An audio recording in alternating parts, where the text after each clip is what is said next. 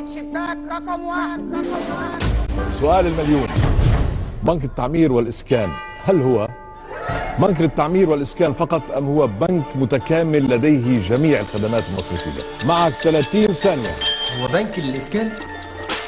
صح يا مصطفى، رد على مراتك. طبعا متكامل، ما هو بنك متكامل. إجابتك صحيحة. بنك التعمير والإسكان يقدم جميع الخدمات المصرفية على أعلى مستوى، بنك كبير والأول في التعمير. اللي بعده: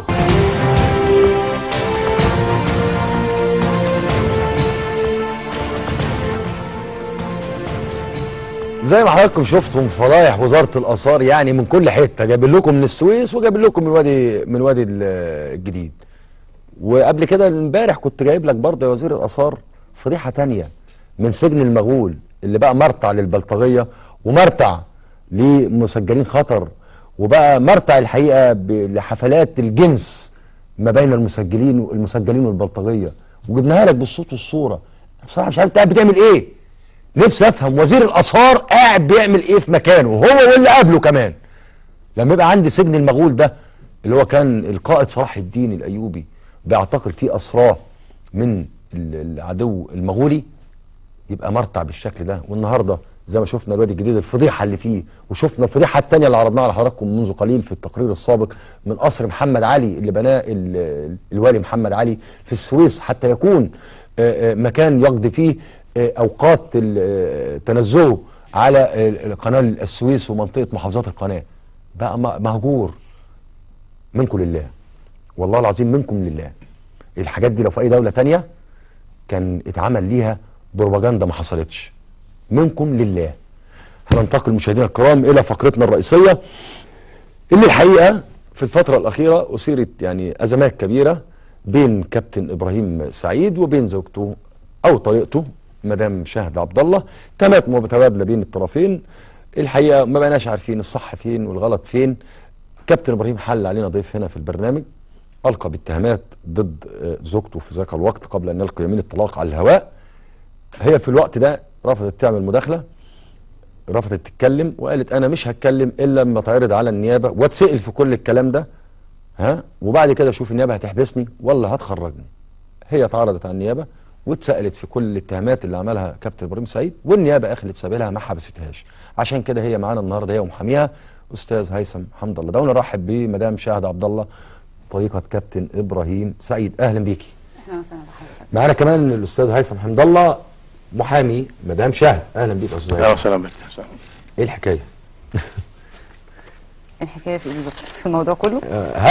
هبدا بخمسه كيدي. انت مصوره حاطه صورتين على على صفحتك على الفيسبوك. تمام. وهاتوا لنا الصور اهم. ايه حكايه الصوره دي؟ خمسه كيدي. كيدي دي بتضايق ابراهيم قوي. بتضايقه جدا يعني. بتضايقه. بس فحسيت ان هي بتضايقه بتعصبه بتنرفزه، فقلت له 5 كيدي. انت عايزه تضايقيه يعني؟ لا مش هضايقه بس. امال؟ لا ده ناخد حقي كمان. ده حقك. يعني انت بتشوفي انك انت لما تستفزيه فجزء من اخذان حقك. لا لا لا انا مش صغيره ان انا اعمل كده. لو انا كنت عايزه اعمل كده كنت رديت عليه اصلا. انا قلت من الاتهامات دي من شهرين معانا في مداخله كنت رديت عليه. لا انا اكبر من ان انا ادخل نفسي في الحاجات دي يعني في الجو ده. ده يخليني اروح انا سبته خلصت. تعالى بقى نتحاسب. شهرت تعالى بقى نتحاسب في كل حاجه في النيابه. طبعا بالقانون. بالقانون. مدام شهد، كابتن ابراهيم كان طلعك على الواتس. تمام. وطلعك هنا على الهوا عندنا. لا هو مش مطلعني على الواتس، هو مطلعني يوم 25/7. في محضر. هو ضربني الساعه 2. محضر شرطه؟ في اسم معادي. ضربني الساعه 2 الظهر وطردني من البيت. اعرضوا لنا صوره محضر الشرطه تحسين بتاع اسم المعادي. اتفضلي. طردني وخاف من اهلي الوقت ده فقفل علينا باب الشقه مع ان ما حدش جه جنبه خالص. هو كل اللي قالوه يعني والدتي واخواتي احنا هناخد حاجات بنتنا ونمشي. احنا ادينا ورقتها. قال لا ما فيش ورقه. فكانت والده ووالدته موجودين واستاذ هيثم كان موجود. فوالدته راحت قايله لمامتي عايزه ورقتها تدفع. تدفع. تدفعي مقابل الطلاق. ادفع فلوس عشان اخد الورقه دي، ورقه طلاقي يعني. فماما طبعا قالت لها تدفع. تدفعي 5 سنين بتدفع. 5 سنين اخدت اللي وراها واللي قدامها، تدفع ايه تاني؟ كفايه اللي هي عملته. هناخد ورقتنا بالقانون اوكي وبالقواضي. المهم هو دخلني الاسم اصلا، بيتني في الاسم انا وابنه. فانا لما رحت الاسم كان في، انا طلبت منهم يعرضوا لنا المحضر اهو، اتعرض اهو المحضر معانا على الهواء، المحضر وفي تقرير طبي في المحضر ده، برفق بالمحضر ده. الاسم شوفوا لنا التقرير الطبي برضه، حاولوا تعرضوه. ما هو موجود في المحضر. الاسم يوميها طلعني على تقرير طبي عشان كان فيها جروح كتيره وكنت متعوره. يعني. ضربني طبعا، ضربني استاذ هيثم كان موجود شايل عيان يعني. تمام. بس طلعت عملت تقرير، وطبعا ما حدش كان متهمني بحاجه، فكنت المفروض امشي انا وابني. فهو اتهم اخواتي الولاد، مع ان ما كانش فيه يعني تقرير طبي بتاعه ما قالش ان في اي خربوش، ما كانش فيه اي جروح ولا اي خرابيش ولا اي حاجه. كان هو اللي ضاربني. قعدنا في الاسم، هو واهله قصادي وانا واهلي قصاده. واخدينها كده يعني الاسرتين كلهم. فالمهم بالظبط. فالمهم يوميها استاذ هيثم كان معانا، كان عمال لي يراضي من الطرف ده ومن الطرف ده عشان خاطر الواد، وانا في الاسم بلبس البيت. هو اللي كان عامل حضرتك المحضر ولا انت اللي عاملاه؟ لا هو اللي طلب النجده. يعني هو اللي طلب. هو قفل علينا باب الشقه بعد ما طردني، قعدت 8 ساعات بره الشقه. تمام. اهلي جم من اسكندريه الساعه 10. كان عندنا وقتها فرح بنت خالتي، جم من اسكندريه الساعه 10. 10 ونص 11 قفل عليهم باب الشقه وراح جاب النجده. فكلموني، فانا رحت رايحه على البيت على طول. طبعا استاذ هيثم اللي كلمني قال لي قفل الشقه علينا وشكله رايح يجيب لنا النجده. وكان استاذ هيثم موجود هو كمان؟ واستاذ هيثم كان موجود، كان رايح مع ماما واخواتي. استاذ هيثم انت حضرت الموضوع، والموضوع راح للاقسام والكلام ده، الاجراءات اللي انت عملتوها ساعتها ايه؟ يوم 25/7 بعد ما قفل علينا الباب، وواحد يجيب جاب قوه من اسم شرطه المعادي. وطبعا عايز اقول لك ان الوقت ده كان وقت خطير جدا، لان بدات الاسرتين جوه الشقه بيتعاركوا، وبدات الشقه من جوه بتتكسر كمان. والموقف جوه انا كنت يعني، وهو طلع يجري حاسس ان كان في حد باب الشقه وراح يجيب كان في حد ممكن يسقط قاتلا في القصه دي. المهم شويه ولقينا القوه بتاعت الاسم وصلت وبتخبط القوه علينا وفتحوا الباب.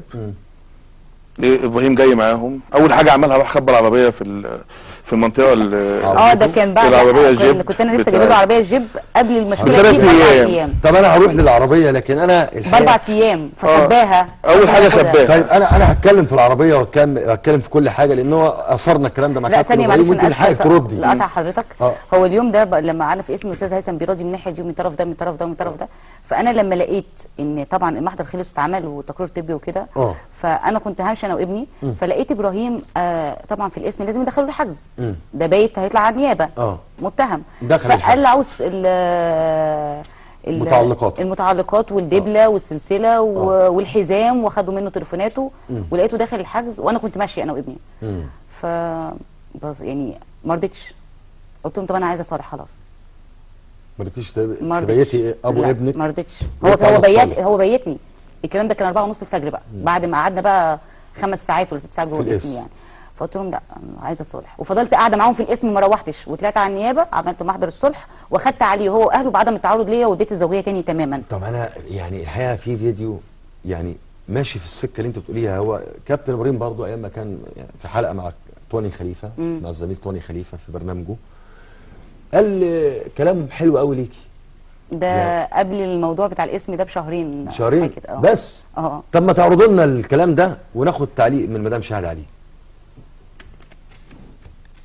طب انت متزوج، الكلام ما بيزعجش مراتك عن الموضوع ده؟ لا اكيد طبعا بيزعجها، بس الحمد لله انا علاقتي مع زوجتي علاقه كويسه جدا. في تفاهم بشكل كبير جدا. انت اتجوزت كم مره على فكره؟ اتجوزت 3 مرات، مطلق مرتين، والحمد لله ربنا يخلي لي زوجتي معايا، بقالنا 4 سنين مع بعض، عندي ادم منها، فالحمد لله الحمد لله يعني 4 سنين رقم قياسي يعني. ما شاء الله يعني.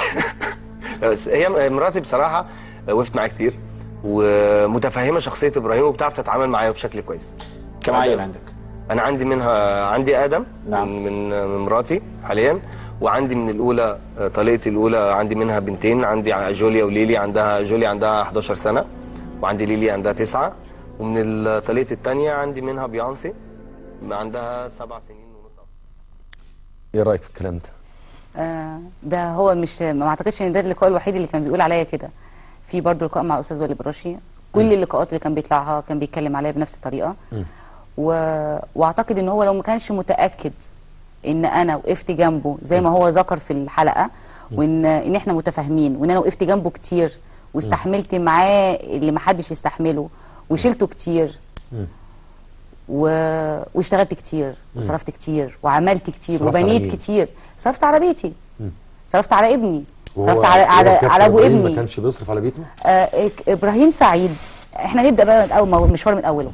ابراهيم سعيد لعب في كام نادي؟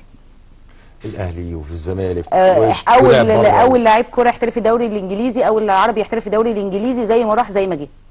الاهلي دفع فيه مش عارفه كام مليون ولا 2 مليون ولا مليون ونص غرامه، او مش عارفه تعويض مش عارف ايه. الزمالك برضو نفس القصه، طلع منه بغرامه وبتعويض. الاتحاد الاسكندري دفع 380,000 عشان ياخد عقده ويمشي. اعتقد ان ابراهيم سعيد كان بيلعب في الانديه وبيدفع، وكل فلوس ابراهيم سعيد ما هو هقول لك بيدفع من لا الكوره يعني. لا هفهم حضرتك ازاي. عارف حضرتك لما تاخد شغلانه وتكسب فيها، فتاخد شغلانه تانية تخسر فيها، فتاخد من اللي دي تسد في دي. هو ابراهيم كان بيعمل كده، كسب في حاجه كان بيروح يخسر في حاجه. ابراهيم سعيد بيصعب عليه نجاح، كانه متحدي نفسه ان هو هيعيش عمره كله بيدمر نفسه، بيقع، بيفشل في كل حاجه. ده كانه بيصعب عليه نفسه، مصمم على الدمار. لدرجه ان انا لما قلت له يا ابراهيم يا سعيد، انا بشتري اب لابني، اديني ورقتي وزي ما دخلنا معروف نطلع بمعروف، وهسيب لك الشقه وهسيب لك العربيه، ولو عايز فلوس في اي وقت ارفع عليا سماعه تليفون، انا هبعت لك اي حاجه انت عايزها، بس ما تحتاجش لحد. انت ابو ابني، ما تفيش في يوم من الايام ترفع سماعه تليفون تستلف من حد حاجه، عشان على الاقل ابو ابني انا هبني فيه، عشان ابني بيتبني جنبه. انت هتقع ابني هيقع. بس قال لي قلت له عشان تعرف تعيش، عشان تعرف تبني نفسك، وعشان وعشان وعشان وعشان ومش هسيبك متدمر، عشان عارفه كويس جدا ان انا لو وقفت قدامك انت هتتدمر. لو وقفت قدامه؟ طبعا. واديكي وقفت قدامه. استاذ هيثم، انتوا رفعتوا قضيه خلع. تمام. ليه وصلنا للنتيجه دي؟ انا عايز اقول لك، انا كنت عملت مداخله مع حضرتك وقلت لك ان ابراهيم سعيد طلق مدام شهد 20 مره. 20 مرة؟ حتى انت استغربت، قلت لي 20 مره، قلت لك 20 مره. دلوقتي حتى وانت انا عايز اقول لك حاجه، انا معايا لابراهيم سعيد 4 وثائق رسميه بتقول ان هو مطلق مدام شهد. بتواريخ مختلفه. 4 وثائق بتواريخ مختلفه بتقول ان هو مطلقها. غير ده ثابت رسمي، غير بقى اللي انا مطلقك وطلاق 3 وانت طالق مني بال3، خلاص انت اتنازلي وانا هديك الورقه بتاعتك. اصبح ابراهيم سعيد عامل مأزق قدام الناس. حتى طلع عند حضرتك طلقها هنا طلقتين، خلي بالك. هو طلقها في اخر الحلقه وطلقها في اول حلقه. اول حلقه حضرتك قال لك انا مطلقها من راس السنه وما ردتهاش. انت حضرتك سالته، قلت له انت رديتها؟ قال لك ما رديتهاش. جه اخر الحلقه قال لك ايه؟ اما قال له هي رافعه قضيه خلع، بص على الكاميرا قال لك هي فين؟ وما لها انت طالق بال3. فحضرتك قلت له طب المعد بيقول، قال لك انت طالق بال3 وبال4 وبال15. طلق. تمام. تاني يوم جه على المحكمه، بعت المحامي قال لك انا عايز امنع شهد وادم هما الاثنين من السفر. طيب راح عند المحامي العام قال له انا عامل قضيه زنا لزوجتي، ما قالوش بقى طليقتي، قال له زوجتي.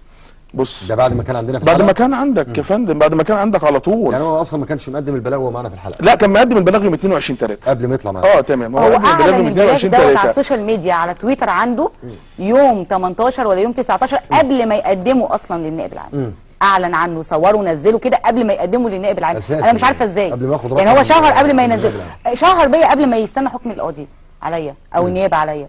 ما استناش حكم المحكمه، ما استناش. وبعدين انت لسه مطلقها امبارح، رايح تقول دي مراتي وانا عامل لها دعوه زنا وعايز حقي، انت لسه مطلقها. فهو بيعمل مأزق. ايه المأزق ده؟ ان هو بيطلق شرعا، انه بيلقي يمين الطلاق وبينهي بيه العلاقه الزوجيه وما بيردش، وبعد كده بيجي يقول لك لا هي انا معايا منها قسيمه ما اتطلقتش قانونا. هو عايز مأزق غريب. هو كابتن ابراهيم وهو معانا هنا في الحلقه يعني انا اسف كذب مدام شاهد وبيقول ان اصلا ما كانش في خلافات ما بيننا. طب يا فندم في محضر يوم 25/7. هاتوا لنا الفيديو اللي هو بيقول فيه كده يا جماعه. في محضر يوم 25/7. هاتوا لنا الفيديو اللي هو بيقول فيه ان ما كانش في خلافات بين انا وهي، لكن الحقيقه انا شايف ان كل المحاضر دي قبل الحلقه بكتير. يا فندم، لا والمحضر مكتوب فيه تاريخ طبي. رفع قضيه الخلع 3/3. هاتوا لنا الفيديو كده يا جماعه. انا بس الناس هي كانت في احد البرامج كانت طالعه بتتكلم ان احنا في خلافات. انا ما كانش في خلاف خالص على فكره. ان هي لان اصلا قبل ما اليوم اللي هي كانت مسافره فيه دبي انا موصلها المطار. ده كان بتاريخ كام يا كابتن؟ كان بتاريخ 15/12. انا اللي موصلها المطار، وكان الامور عاديه خالص، مفيش اهو يا استاذ هيثم الراجل بيقول لك وصلها المطار وهي مسافره، انا وصلها المطار لدبي يا فندم. العريضه اللي مقدمها للنائب العام قال فيه ان هو راجل شرقي دمه سخن، ما ينفعش ان هو يعيش معاه وارتكبت فعل الزنا الفاحش، وان هي سافرت شرم الشيخ ونويبع وسافرت دبي بدون علمه. طيب انت طلع معاك في الحلقه بيقول لك انا موصلها المطار. طيب انا عندي النهارده حواله هو مستلمها بخط ايده وماضي عليها انه استلم منها فلوس وهي في دبي، هيبعتها له فلوس من دبي مش بعتها له حواله ب 3000 دولار. بعتها له فلوس من هاتوا لنا الحواله يا جماعه يا فندم. الحواله من دبي مش من راس البر ولا من جمصه. اعرضوا لنا الحواله يا جماعه عشان كله يبقى بالمستندات، ومن حق كابتن ابراهيم لو عايز يرد اهلا وسهلا بيه. مدام شادي انت كنت بتضحكي وهو بيتكلم ان هو الاستاذ هيثم ان هو موصلك زوج الكابتن ابراهيم لحد المطار. ابراهيم موصلني مطار في المرتين اللي سافرت فيهم، هو اللي كان موصلني. ده الحواله اهي على الهوا. اتفضلي يا فندم. الحواله عايزه اقول لحضرتك على حاجه بس اوضح للناس نقطه. حضرتك لما بتدخل مكتب التحويلات اوكي بتاخد ورقه صفراء كده، حضرتك ايه اللي بتملاها؟ لازم يكون معاك رقم التحويل، لازم يكون تكتب البلد اللي مرسل منها التحويل، لازم تكتب مين اسم اللي محول لك. فما اعتقدش ان هو بيكتب كتب ان انا بعتها له من اسكندريه، كتب بلد التحويل بتاع الدوله اللي مرسل منها الفلوس دبي، رقم التحويل انا اللي بعته له على الواتساب واسمي، وهو ماضي عليه، وانا قدمته برده في النيابه. بيقول لك انا سافرت بدون علم، سافرت بدون علم، ما كنت بتستلم مني الفلوس دي ازاي؟ ووصلتني مطار، كنت مسافره اسكندريه في طياره؟ مش عارف، مش فاهمه. بس فازاي يعني البعض قال لك عمرنا ما كان في خلافات بيننا. امال المحاضر دي ايه؟ المحاضر دي سابقه لكل المشاكل دي. ازاي المحضر ده يوم 25/7 25/7. بص هقول لحضرتك على حاجه. انا من يوم ما اتجوزت ابراهيم سعيد وانا عارفه واثقه ومتاكده ان يوم ما هيفكر يشتغل، وانا قلت الكلام ده للاستاذ هيثم لما طلبت الطلاق وقلت لك ارفع لي عليه خلع من قبل 25/7. قلت لهم الكلام ده، قلت لوالدتي قلت لاخواتي، قلت لهم انا ابراهيم لو هيفتح كشك سجاير ويبدا يمسك كل يوم في ايديه جنيه هيستغنى عني. هو عايزني عشان اصرف عليه مش اكتر. انت بتصرف على ابراهيم سعيد؟ انا بصرف على ابراهيم سعيد. ده كلام معقوله؟ انا يطلع لي مستند واحد هو كان بيشتغل ايه، يطلع لي مستند واحد فلوسه فين، يطلع لي الكلام ده كله، يطلع لي مستند واحد. عندك مرتبات جايه لك منين؟ بيقول لك انا بتاجر في السوق بفلوسي. ليه؟ هو انت تاجر فاكهه؟ مش عارف. مش يعني ايه بتاجر بفلوسك؟ فين بتاجر في فاكهه؟ هو فاكهه. لاعب مشهور. بالظبط. هو مدرب لنادي جولدي. بالظبط. يطلع لي ابراهيم سعيد يعني من 19/5 يطلع لي ابراهيم سعيد من 19/5 بيجي له دخل منين؟ من نادي جولدي. انا عايزه بس حضرتك لو اي حد من يعرفني انا وابراهيم كويس جدا يعمل مداخله ويقول كلمه حق. مين فينا اللي كان بيشتغل؟ مين فينا اللي كان بيبقى قاعد في البيت؟ مين فينا اللي كان بيشيل الهم؟ يعني انت مين فينا اللي كان ابراهيم سعيد بيروح يستلف من الناس ويتداين وانا اللي اروح ادفع؟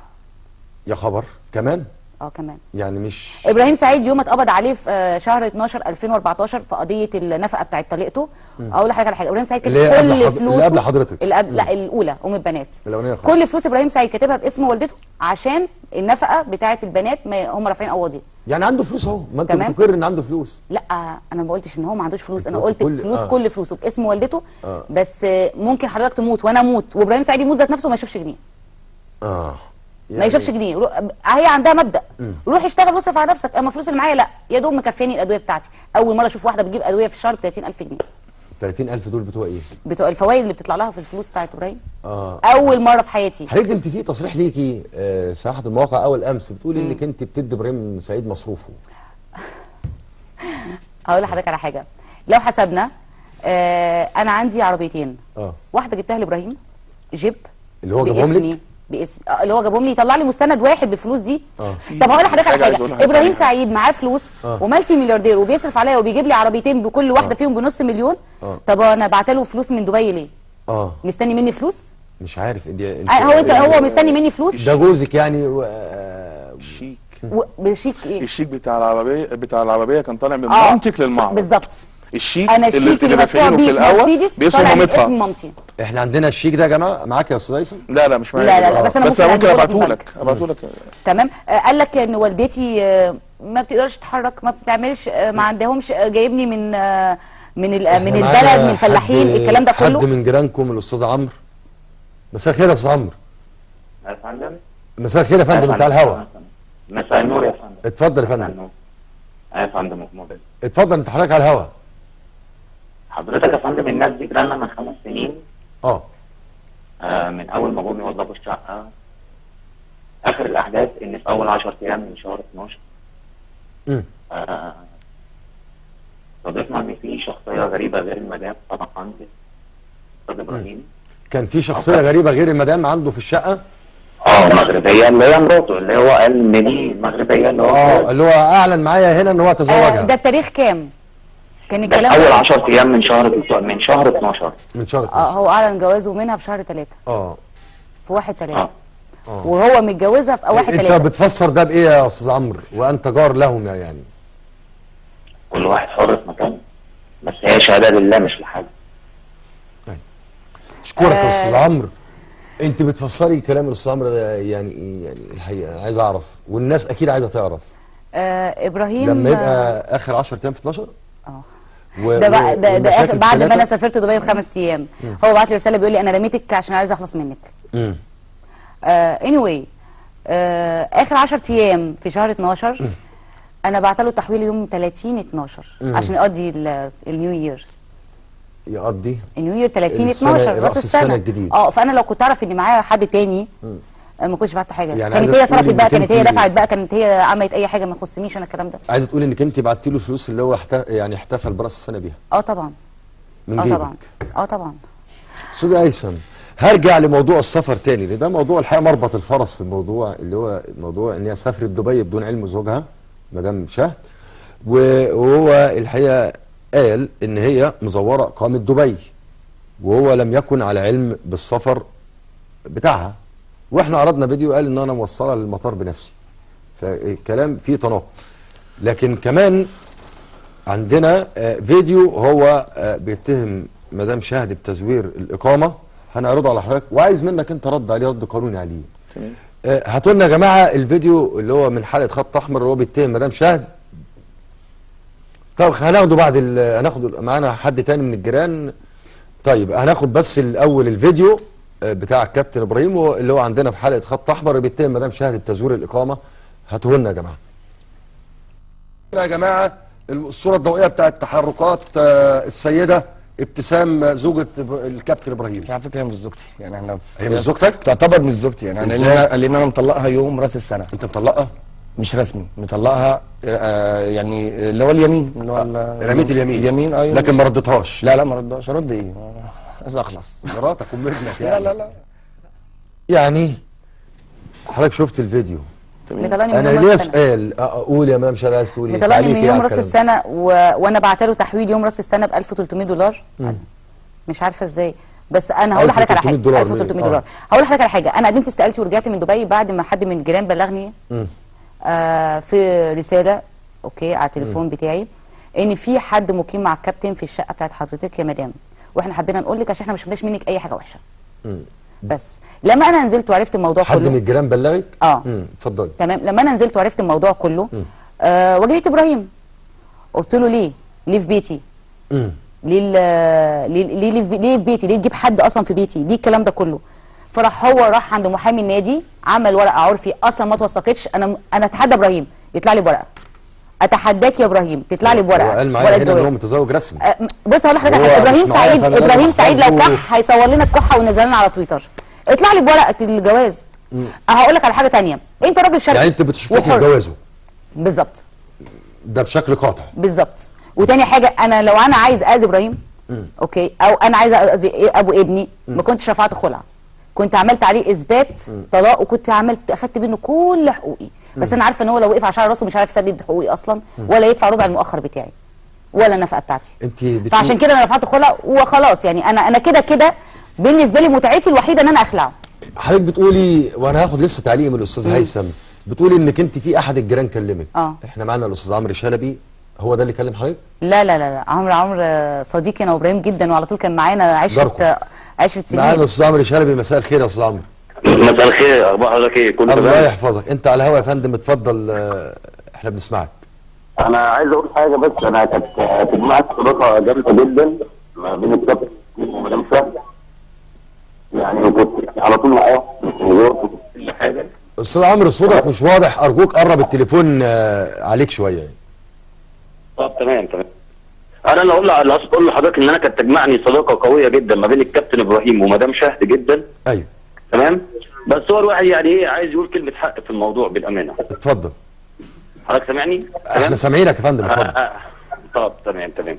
اول هام الكابتن ابراهيم بس هو دايما بيقول ايه ابني ادم ابني ادم ابني ادم وفي كل حته. تمام. اولا الكابتن ابراهيم اكتر واحد يعني مع اولاده يعني صعب جدا، يعني ممكن يكونش يعرف حاجه عن البنات التانيين. تمام. وكمان الكابتن ابراهيم يعني معلش كان هو يعني ايه اوبن مايندد شويه، يعني حضرتك عارف الممثلين مثلا الفنانين ممكن يسلموا على بعض يبوسوا على بعض كده، يعني هو اوبن مايندد شويه. ايوه. يعني هو كان بيجي يخرج وبيخرج مع مراته، ممكن تكون مراته مثلا لابسه لبس يعني مثلا مش يعني كده، حضرتك فاهم قصدي ايه؟ هو كان اوبن مايندد شويه. ايوه. تمام؟ ايوه. طيب دي شهادتك في هذا الموضوع. افندم؟ هذه هي شهادتك. عمرو انا عايز اسالك سؤال. كمان النقطه الثانيه اللي عايز اقولها لحضرتك برضه، يعني احنا حتى كانت في التعاملات الماديه ولا اي حاجه كان دايما التعاملات مع شهد مش مع ابراهيم. بالنسبه للاتحاد الملاك يعني او حاجه؟ الماديات لا التعاملات الماديه، التعاملات الماديه في اي حاجه. طب هي عايزه مدام شهد عايزه عمرو انا عايز اسالك سؤال. طبعا انت اللي رشحت لي فاكر موضوع المرسيدس العربيه بتاعتي ولما كنت عايزه اجيب عربيه انا نزلت معاكي اصلا عشان نختار العربيه. مين اللي جه يا عمرو؟ ضمانتك. مين؟ مامتك اللي جت ضمانتك. وهي اللي قالت لي ايه؟ قالت لما طلعت دفتر الشيكات وقالت لي انا عايزه ايه؟ عايزه انهي واحده فيهم وانا اجيبها لك ما عنديش مشكله. بالظبط هي مامتك ساعتها اللي جت ضمانتك. يعني مش كابتن ابراهيم اللي جايب العربيه؟ لا مامتها يا فندم اللي كانت معاها وانا ساعتها ومامتها اللي جت ضمانتها وقالت لابراهيم، حتى ساعتها كانت مامتها قالت لابراهيم قالت له لو عايز يا ابراهيم اجيب لك الجي ال كي ولا حاجه وشوف لو عايز تخش انت تخلص فيها ولا اي حاجه. كمان عربيه ثانيه. معلش يا عمرو عايز استفسر عنك حاجه ثانيه. فاكر يا عمرو يوم ما ابراهيم اتقبض عليه في قضيه النفقه بتاعه داليا؟ واحد صاحبنا راح لها بنفسه جاب لها 90,000 جنيه في عند الاسم، ومامته اللي هي اللي كتبت الوصله اللي هي وصل الامانه. مين اللي كتب مين اللي كتب؟ قلت له انت هتدفع 90,000 جنيه ده حتى يعني خطر وبتاع يعني، قال لي لا عشان خاطر الشهد وكده، فعشان شهد كانت جدعه يعني معانا وكده. مين اللي دفع الفلوس لابراهيم في الاسم عشان يمشي؟ صاحبنا، واحد صاحبنا. مين اللي ادى لصاحبنا بقى الشيك بتاع الفلوس وراح خد الفلوس من مين؟ انتي. يعني من دفتر شيكاتها هي؟ لا او من فلوسها هي ادته الفلوس، العبوا ان هي ادته الفلوس بعد كده، بس ما اعرفش بقى ادته بالشيكات ولا ادته بايه، بس هي رجعت له الفلوس تاني، يعني هي حتى اللي ضمنت الموضوع مامة شهد في 90,000 جنيه دول هي اللي كتبت له الشيك. اشكرك استاذ عمرو شلبي احد جيران كابتن ابراهيم سعيد ومدام شهد. استاذ هيثم انت بتشوف الكلام ده يعني قانونيا يمشي ازاي، او الحكايه اللي حاصله دي اتهام بتزوير الاقامه والكلام ده؟ هقول لك حاجه، انتوا اتسالتوا فيه في النيابه؟ طبعا اتسالنا فيه في النيابه. لا ما حصلش، اقامتها سليمه، ما فيش في الاقامه اي حاجه. اللي حصل اللي حصل اقول لحضرتك حاجه، ابراهيم مقدم ورقه تقريبا كده هو اللي عرضها عندنا في البرنامج. عرضوها والاستاذ عمرو بيتكلم والاستاذ هيثم بيتكلم. ده الورقه دي تقريبا ابراهيم هو يعني في قاعده كده مع نفسه وفكر يطلع ورقه وقام عاملها كده وراح قال لك دي ضرب اقامه. طب انا عايز اسالك سؤال، هي ضرب اقامه يا ابراهيم، مين اللي جاب لها الشغل في المؤاخذه يا ابراهيم؟ مين؟ انت اللي جاب لها الشغل واصحابك اللي مشغلينها هناك، والاقامه بتاعتها طالعه بصفه رسميه، ولو انت عارف ان اقامتها ما بتعملش شو عشان تستعطف بيه الناس وتشهر بيها، لا انت عارف ان اقامتها سليمه، ولو عارف ان اقامتها فيها حاجه غلط كنت كلفت المحامي الدولي الكبير اللي انت تعبنا بيه طول اليوم انه يلتجئ لسلطات في دبي ويقول لهم يا جماعه الراجل دوت زوجها على قسيمه الجواز، طبعا سيبك من الشرع عشان الشرع دوت انت مطلعها 20 مره قبل كده. فانت طبعا ازاي يا ابراهيم مش هتقوم محامي دولي كبير؟ قومه، قول له يروح دبي ويقدم بلاغ والله انا ست زوجتي ديت مصريه وزورت الاقامه في دبي، عشان في دبي لما يلاقوا الاقامه مش مزوره هم اوتوماتيك هيحاسبوك. طيب مدام شهد، انا شايفك عندك هستيريا الضحك الحقيقه. يعني كنت متوقع ان انا يعني هلاقيك يعني الموضوع يعني انا عايزه اقول لحضرتك على معلومه معلش. انا مش عارفه بعد ما موضوع ابراهيم ده يخلص ان شاء الله باذن الله كده، يعني كمان شهرين ولا حاجه ولا 3 ولا سنه، انا مش عارفه انا هضحك على مين. انا حاسه ان ابراهيم موجود في حياتي عشان يضحكني، في حتى رسائل يعني بيني وبينه وجود ابراهيم سعيد في حياتك عباره عن بحس انه عارف التويتي اللي بيقعد يضحك البني ادم 24 ساعه ده، او لما بتدخل تتفرج على فيديو كوميدي يعني بلاش نوجه. انا مش بتكلم عليه هو، انا مش بتكلم عليه هو، هو بيدي حاجات يعني ايه، بيقول لك كلمه ويجري طيب فالكلمه دي بتضحكنا كلنا. اديتيني تسجيل بخصوص الاقامه، سلمتي لي الاعداد من امس.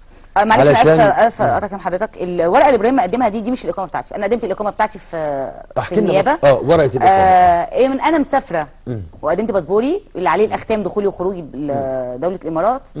انا مسافره بجواز السفر اللي فيه اسم ابراهيم سعيد وان انا متجوزه ابراهيم سعيد احمد. دبي البلد الوحيده اللي انت ما ينفعش تعمل فيها خط وتزور فيها. ما ينفعش. وتاني حاجه الاقامات في دبي، انا بسافر اشتغل في شركه، بسلم جواز السفر بتاعي للشركه، هم بيختموا لي كل حاجه. الحاجه الوحيده اللي بروح اعملها هو التحليل. غير كده يا ابراهيم يا سعيد مفيش.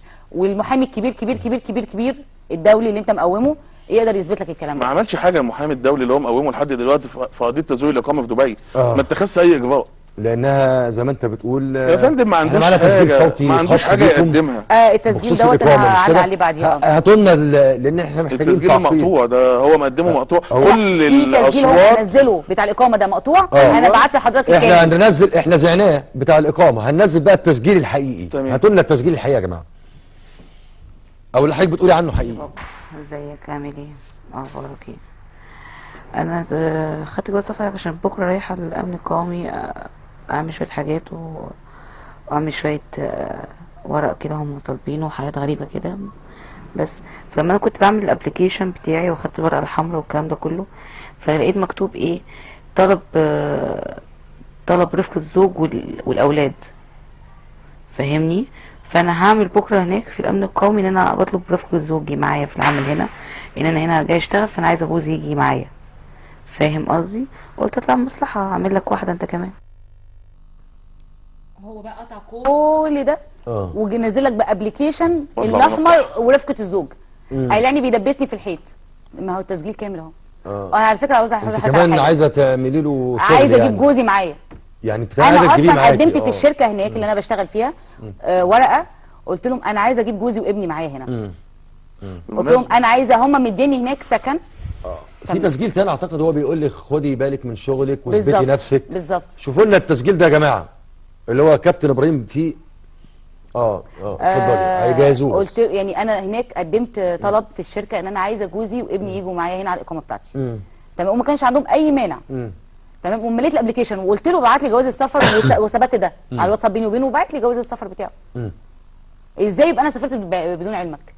ازاي انا واحده هناك قاعده ومش عايزاك تيجي معايا، وانا اللي بقول لك تعالى معايا، وانا اللي قدمت طلب للشركه اللي بشتغل فيها عشان تيجي وتعمل لك الاقامه معايا وتعيش معايا هنا. الصور اللي هو كان عرضها لك معانا في الحلقه اللي انت حضرتك قلتي معلش انا في اسفه صور مماثله ليها. اتفضل. انا في النيابه لما سمعت التسجيلات اللي ابراهيم مقدمها اللي هو بيشهر بيها دي، انا طلبت من وكيل النيابه ان كل التسجيلات دي تتابع على خبير صوت. مش عشان بقول ان هي مش صوتي.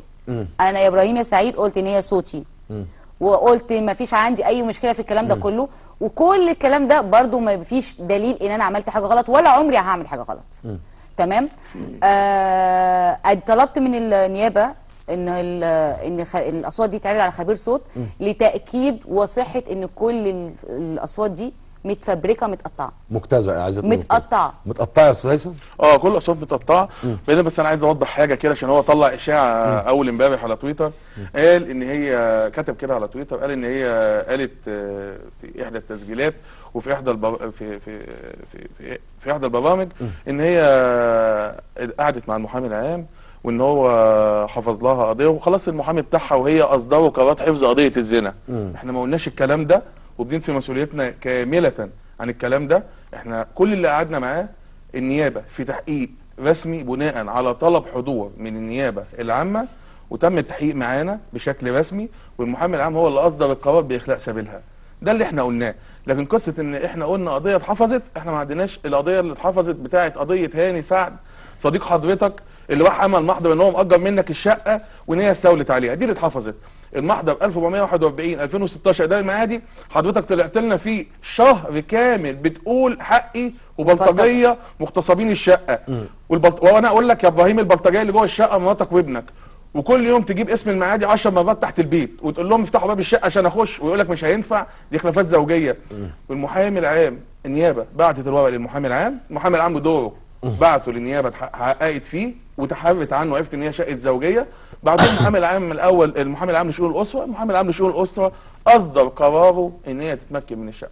حضرتك طبعا ده الكلام اللي احنا قلناه في التمكين بتاع الشقه، مش تمكين العربيه، اصل العربيه دي بتاعتها مش هتتمكن منها. ده رقم واحد. رقم اثنين، المحضر اللي اتحفظ المحضر بتاع هاني ده 1861، ده محضر قبل قضيه الزنا بيوم. محضر رسمي قبل قضيه الزنا بيوم، ده المحضر يا ابراهيم اللي اتحفظ. لكن دعوه الزنا احنا ان شاء الله باذن الله سبحانه وتعالى هناخد فيها براءه باذن الله سبحانه وتعالى، انك انت عارف. انت كده بتستبق حكم المحكمه يا فندم. انا بقول باذن الله يا فندم. انا ما استبقتش حكم المحكمه. وبعدين من واقع خبرتي القانونيه قضيه الزنا اللي ابراهيم سعيد عاملها منهدمه الاركان، لا ليها ركن مادي ولا ركن معنوي. هنا على الصور اللي يا فندم مش اللي اتصورت لحضرتك على على وفي تسجيل صوتي تقولي قعدنا على المارينا واتغدينا. معلش في بتاع قعدتنا على المارينا وكان نادلز. انا بعت للاعداد الصوت الحقيقي اللي ابراهيم قطعه. هو كان عارض فيديو بيقول فيه جاهزيه عبير، بيقول فيه ان انت يعني في شخص ما حضرتك قعدت معاه على المارينا واتغديتوا والكلام ده، مفيش اللي هو موجود اسم معاك في الصور يعني. مفيش اسم مذكور في الفويس ده، هو قاطع وجايب قاعدين على المارينا مش عارفه ايه. اصل الصوت عندي في سلوى. انا وسلوى قاعدين. هي وسلوى انا شايف كلمه انا وسلوى. جايب ايه عندي في الاوتيل. انا بقول سلوى عندي في الاوتيل قاعدين في المطعم على المارينا بناكل نادلز. هو قاطع كلمه انا وسلوى وجايب ايه عندي في الاوتيل قاعدين على المارينا. طب نسمع الفيديو الاصلي بقى اللي فيه الكلام كله. انا كل ده اديته للنيابه. الياسر وعندي في الاوتيل وقاعدين في المطعم تحت على المارينا، طلبنا نادلز وسلطه وهيك وقاعدين بنتغدى. قاعده ناقصاكي. الصوره دي كان هو معاها فيها. الصوره دي شهر بيا ومقدمها للنيابه. انا وسلوى الاول اهم حاجه دي. انا وسلوى. داليا سلوى عندي في الاوتيل. مش واحد خالص. داليا سلوى عندي في بقى للصور اللي اتعرضت واللي هو يعتمد عليها كابتن ابراهيم. الصور حضرتك اللي ابراهيم مشهر بيا بيها وانا واقفه في صور قدمتها للنيابه بنفس الموضوع. انت بعتيها للاعداد؟ اعرضوها ومدام شهاده بتتكلم يا جماعه بنفس الموضوع. اوكي. وابراهيم فيها. هو انت عندك اختلاف تكون انت اللي مصور الصوره ولا موجود في الصوره؟ دي الصور اهي مع اصحابكم، ده انت الست الوحيده في وسطهم. لا ويعني وصاحبه جنبك من ناحيه وهو من ناحيه متهيألي ولا انا مش شايف؟ ايوه صاحبه من ناحيه وهو اعتقد مش باينه اصلا. حضرتك انت طلع شايف الصوره دي بقى؟ شايف الصوره دي؟ انا ليا تعليق. حضرتك فين فيه وانا مش شايفك؟ انا اللي ورا كده القاعده ورا خالص دي على في الاخر خالص. انا بس عايز حد يعمل عليها مع عليها زوم. ايوه زوم كده. انا بس عايز اوضح حاجه. شايف الصوره دي؟ الصوره دي لو طلعنا ابراهيم سعيد من الصوره دي كده ماشي، وهو اللي صور يعني اداهم وشه وصور الصوره، كان يروح يقول ان انا بتهمها بالزنا مع اللي جنبها وهو موجود في نفس الصوره دي. ما هي نفس الوضع اللي هو بس هو هنا اللي مصور نفسه. عاملها سيلفي. هنا مصور نفسه. افرض بقى ان ابراهيم دلوقتي خارج الكادر بتاع الصوره دي خالص كده بره ومدينا ظهره وهو اللي ماسك الكاميرا بيصورهم، كان هيقول انا بتهمها في الزنا معاه؟ في صوره حضرتك هو منزلها بيقول لك الست الفاضله 24 ساعه خربانه. تمام. انا قدمت الصور ديت للنيابه وهو موجود معايا فيها. انت بتشهر بيا بايه؟ انا عايز افهم انت بتشهر بيا بايه؟ انا عايز افهم هو ابراهيم سعيد بيشهر بيا عشان ما رضيتش ادفع؟ مش هدفع. ده لو اخر يوم في عمري مش هديك جنيه. مش هدفع ولا هتنازل عن اشياء تخص ابني ولا عن حقي. ومعاك انا معاك لاخر المشوار، ما عنديش اي مشكله في حاجه. وكويس لما المحكمه تصدر ان شاء الله براءتها تقول لابنها انا بريئه بحكم محكمه. لان خلي بالك من حاجه، هي بتجري ورا حقها عشان ابنها، عشان لما ابنها يكبر تقول له ابوك لوث سمعتك وانا اثبتت لك ان انا كويسه. طيب هو في تدوينه الكابتن ابراهيم لسه نازله يعني قريب على موقع التواصل الاجتماعي بيقول فيها انه هيقدم تسجيل صوتي ليكي هيتم فيه حبسك بالتاكيد. ردك ايه على كلامه؟ هاتوا لنا التدوينه يا جماعه اهي. دي نزلت امتى دي؟ من كام يوم دي؟ 11 مايو يا فندم. لو عنده حاجه كان الساعه 12 وربع يا فندم. لو عنده حاجه كان قدمها. عايز اقول لك حاجه خلينا بالعقل. هو النهارده نزل كل التسجيلات اللي كان يملكها في يعني تقريبا من 5 سنين عرف فيهم شهر. انا عايز اساله سؤال، ايه تاني اللي مخليك مكسوف مش قادر تنزل التسجيل اللي انت هتقدمه عندنا؟ لا نزله. احنا خلاص بقينا يعني كل شويه بنشوف تسجيل جديد وبنقعد نضحك على التسجيل دوت، او تيجي تقطع صوت فيبقى معانا الصوت التاني الحقيقي فنسمعه للناس. الناس بدات تعرف الحقيقه. طيب مدام شاه في حاجه تانية عشان احنا وقتنا ضيق وعندي حاجات كتير عايز اسالها. هو مقدم التسجيلات بتاعت الصوت دي للنيابه. هم مثلا 15 تسجيل ومكررهم في نفس الفلاشه اللي قال لك 4 عشان جيجا يبقوا 200 ال 4 جيجا مقطع في الصوت ومكرره. وعايز اقول لك حاجه، النيابه سمعت كل التسجيلات دي. يعني النيابه شغلت يعني كل التسجيلات. بس هو السبيل ليس معناه غلق القضيه يعني. لا طبعا لا طبعا. لا. طيب مدام شاهد، كابتن ابراهيم بيقول ان العربيات بتاعتي وقال هنا معايا في البرنامج العربيات دي بتاعتي وانا اللي بدفع الاقساط، وقدم لي حوالات او حاجات على الهوا ان هو دافع الفلوس دي، وكمان ال 100 حاجه و40 الف جنيه او ال 139 الف جنيه اللي احنا عرضتهم على كابتن ابراهيم ومعايا على الهوا اللي هم بتوعك انت اللي دفعتيهم مقدم العربيه، قال لا دي فلوس المقدم، هي باعت مش عارف حاجه ودفعتها. يا فندم الشيك طالع من مامتها، الشيك طالع من مامتها، الشيك طالع بتاع العربيه من مامتها. انا بس عايز اقول كشف حساب عشان هو بيقول لك ايه، هو ماسك الورق كده قال لك ايه ده الارقام دي متكرره. هو الحقيقه الورق ما كانش واضح. يا فندم اهو ده كشف حساب اهو تمام. بص هي بتودع ده مبالغ مودعه، واخد بالك، هنا 4000 دولار، هنا 20000 دولار، هنا 50000 دولار، هنا 29000 دولار، هنا 30000 دولار باسمها هي، باسم ابتسام علاء حسن. لا ثانيه 2010 في 2010 يعني قبل ما اشوفك يا ابراهيم يا سعيد بسنه ونص. تمام. هنا في 10000 دولار، ما كنتش تمتلك اي حاجه. في هنا 6000 دولار، في هنا 6000 دولار، كل دي مبالغ هي مودعاها بالتاريخ. في هنا 2000 دولار، 4000 دولار، كله بالدولار، 13000 دولار حساب بالدولار اللي هو خدها معاش اي حاجه خالص. ده كشف حساب بنك. انت سلمت الاعداد تسجيل صوتي؟ لا في سلمت الاعداد رسائل بيني وبين ابراهيم وهو بيثبت ان العربيه الجيب بتاعتي. ده كشف الحساب. ده كشف الحساب. التسجيل صوتي، هاتوا لنا التسجيل الصوتي بتاع العربيات يا جماعه، اعرضوه. ما بسمعكش صوتي عشان احب فيك، وانا مش عايز اسمع صوتك ولا اشوف خلقتك، عادي نفس الموضوع برضو.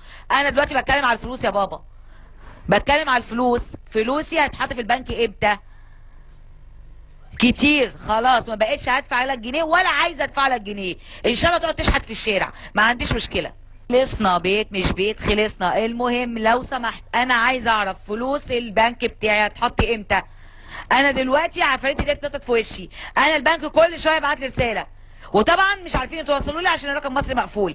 انا بسال سؤال بعد اذن حضرتك يا كابتن ابراهيم يا باش مهندس يا مدرب يا كبير، فلوسي هتتحط في البنك امتى؟ وما دام مش عارف تدفع قسط عربيتك بتركب عربيات ليه؟ ولا هو شحاته ومنظر. قول انت حافظه الكلام. كنت انا في دبي وبعت له اعتقد كان 900 دولار 900 دولار وقت القسط بتاع عربيتي. تمام. شوف هو عمل ايه. يعني مش كفايه ان انا اللي دافعه مقدم العربيه، وكفايه ان انا دافعه تامين العربيه، وكفايه ان انا مرخصه العربيات اللي جيب على فكره ترخيصها عالي، ومش كفايه كفايه كفايه كفايه. قلت له خلاص انا بقى خلاص انا تعبت، ابني دخل المدرسه، ابني مصاريفه كتير، شيل قسط عربيتك، يا اما مش عايز عربيات هات لي عربيه اديها لاي حد من اخواتي ويدفع هو الاقساط بتاعتها ولا يكيشها حتى، هو حر، ما عنديش اي مشكله في الموضوع. تمام. قال لي اوكي. بعت له قسط العربيه بتاعتي، راح دفع قسط عربيته. قسط عربيته هو اللي هو راكبها.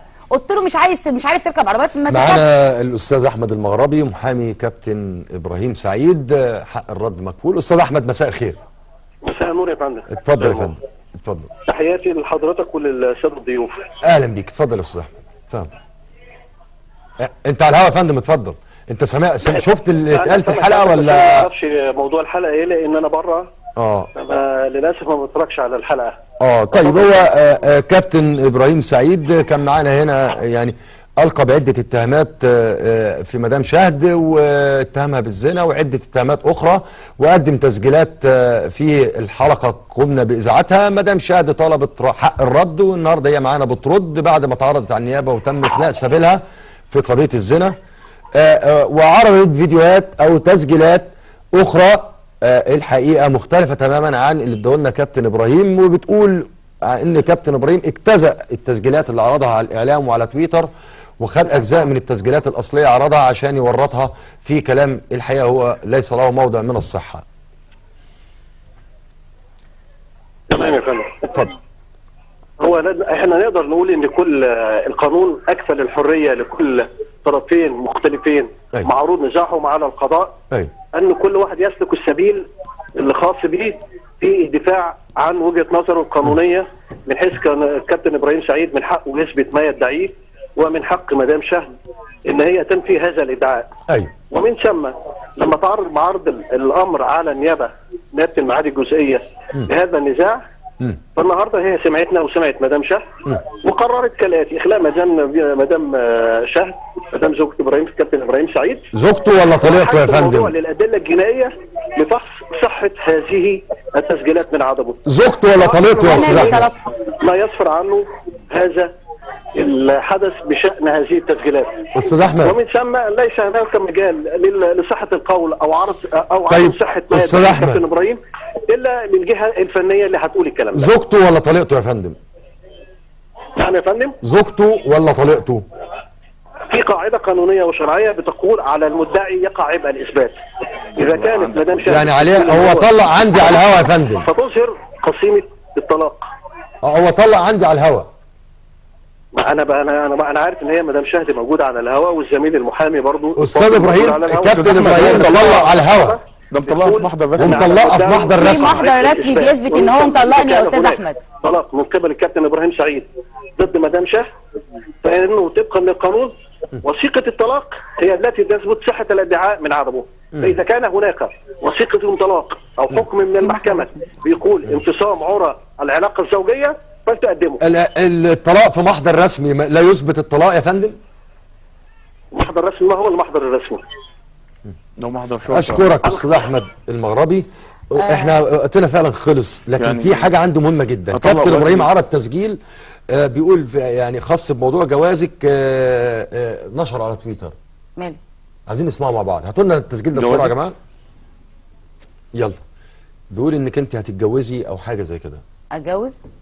مش عارف تتجوز ازاي وانت لسه ما خدتش لسه ما خدتيش الورقه الرسميه زي ما قال المحامي. يعني شرعا هي مطلقه منه يا فندم. هو مطلق امريكاني عندك هنا، انا مش فاهم. يعني هو لما كان عند حضرتك هنا قال لك طالق بالثلاثه في محضر رسمي وفي محضر رسمي. هاتوا الفيديو يا جماعه. مطلق امريكاني. هاتوه. هو المره اللي فاتت لما كنا هنا ومش عارفه وكده وفي موقف كده حصل، فالمهم قال لي ما تيجي نتجوز. وصلت له كده رحت ضحكت له لا والنبي. قال لي ايه ما تشرفيش انك تتجوزيني يعني ولا ايه؟ قلت له لا طبعا يا قلبي، بس انا مش عايزه اتجوز تاني. وش كده قلتها له. ما قالهاليش تاني بقى، ما اعرفش فاهمه. وتاني حاجه انا لسه مش عارفه، يعني لسه ما خدتش قرار انا معايا على انهي وضع ولا لا. انا مش عايزه بصي ابوظ الدنيا كلها وبعد كده ولا اللي تحت شافتي وانا برقص ولا اللي فوق سمعني وانا برقص. لا، انا عايزه الاول احدد هو عايز ايه واخره معايا ايه والجو ده كله اشوف الاول، فاهماني؟ بس تعالي بقى ايه اسمه ايه يا ربي، بسم الله الرحمن الرحيم. عايز يشطب الشقه بتاعته اللي هنا. هو انا مش فاهم التسجيل الصوت اللي هو منزله ده فيه ايه. يعني اتنين ستات بيتكلموا مع بعض، جايز تكون هي قاعده بتتكلم مع واحده صاحبتها وبتوسع الكلام عليها، جايز يكون في حد قال لها مثلا انا عايز اتجوزك، فقالت لا انا مش عايز اتجوز. هو الكلام دوت دليل زنا يا ابراهيم؟ الزنا وقع وتلبس وشهود وركن مادي وركن معنوي، المفروض يبقى عندك الكلام ده. الصور اللي انت بتثبتها دي ما بتثبتش زنا يا ابراهيم، واللي انت بتعمله ده مش اكتر من تشهير وضغط عليها عشان تسيب لك الشقه والعربيه، وهي لا هتسيب شقه دافعه فلوسها ولا هتسيب عربيه جايباها. رايك ايه يا مدام شهد في الكلام ده؟ هقول لحضرتك على حاجه. موضوع ان انا ممكن حد يتقدم لي واتجوز وانا رافعه خلع، ده وارد جدا. ايه المشكله يعني؟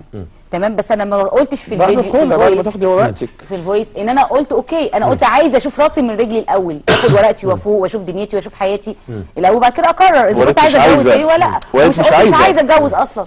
هو كده اللي تجرب ابراهيم سعيد لازم تتوب.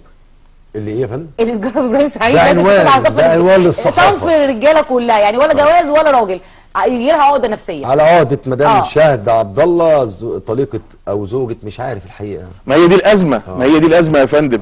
هي شرعا انت عايز بقى شرعا، اي شرعا هي عارف يا فندم. هو قال لك عرضناه المره اللي فاتت شرعا هي قال لك لحضرتك هنا انا مطلعها من شهر 12 ولغايه دلوقتي انا مش عايز احول قصه الخلع لدعوه اثبات طلاق، لان هترتب عليها حاجات هو مش هيقدر يسدها. النهارده لو اثبتنا طلاقه ليها من اول محضر قال فيه ان هو مطلقها، محضر رسمي واخد بالك، وفي تحقيق نيابه قال فيه ان هو مطلقها. اخر سؤال المحكمه هتثبت انه مطلقها من التاريخ ده، وهناخد كافه مستحقاتها الماديه وهو مش هيقدر يدفع. بمناسبه المستحقات الماديه، اخر سؤال عندي عشان لازم اختم. بيقولوا لي لازم اختم من دقيقتين فاتوا. مدام شاهد، انت في تصريح ليكي في جريده التحرير امس بتقولي قلت فيه انك اتجوزتي ابراهيم وكنت بتديله مصروف شهري اكتر من 30,000 جنيه في الشهر. ايه حقيقه الكلام ده؟ يعني ده كلام يزعل يعني. وبعدين واحد زي كابتن ابراهيم سعيد راجل عنده يعني اكيد اللي يكفيه، راجل عنده اللي يكفيه، راجل عنده الساتر يروح يشتغل ويصرف، ايه مشكله يعني؟ يروح يدفع لابنه. هقول لحضرتك على حاجه، يعني انا مثلا بتدي كابتن ابراهيم مصروفه؟ طبعا الشهر ده تمام، مصاريف المدرسه بتاعت ابنه بتاعت السنه الجديده ما تروح تدفعها. عملته لابني ابني ما تروح تدفعها، ما تروح تدفع مصاريف مدرسه ابنك. انت ابنك من وقت ما ربنا خلقه على وش الدنيا ما دفعتلوش جنيه.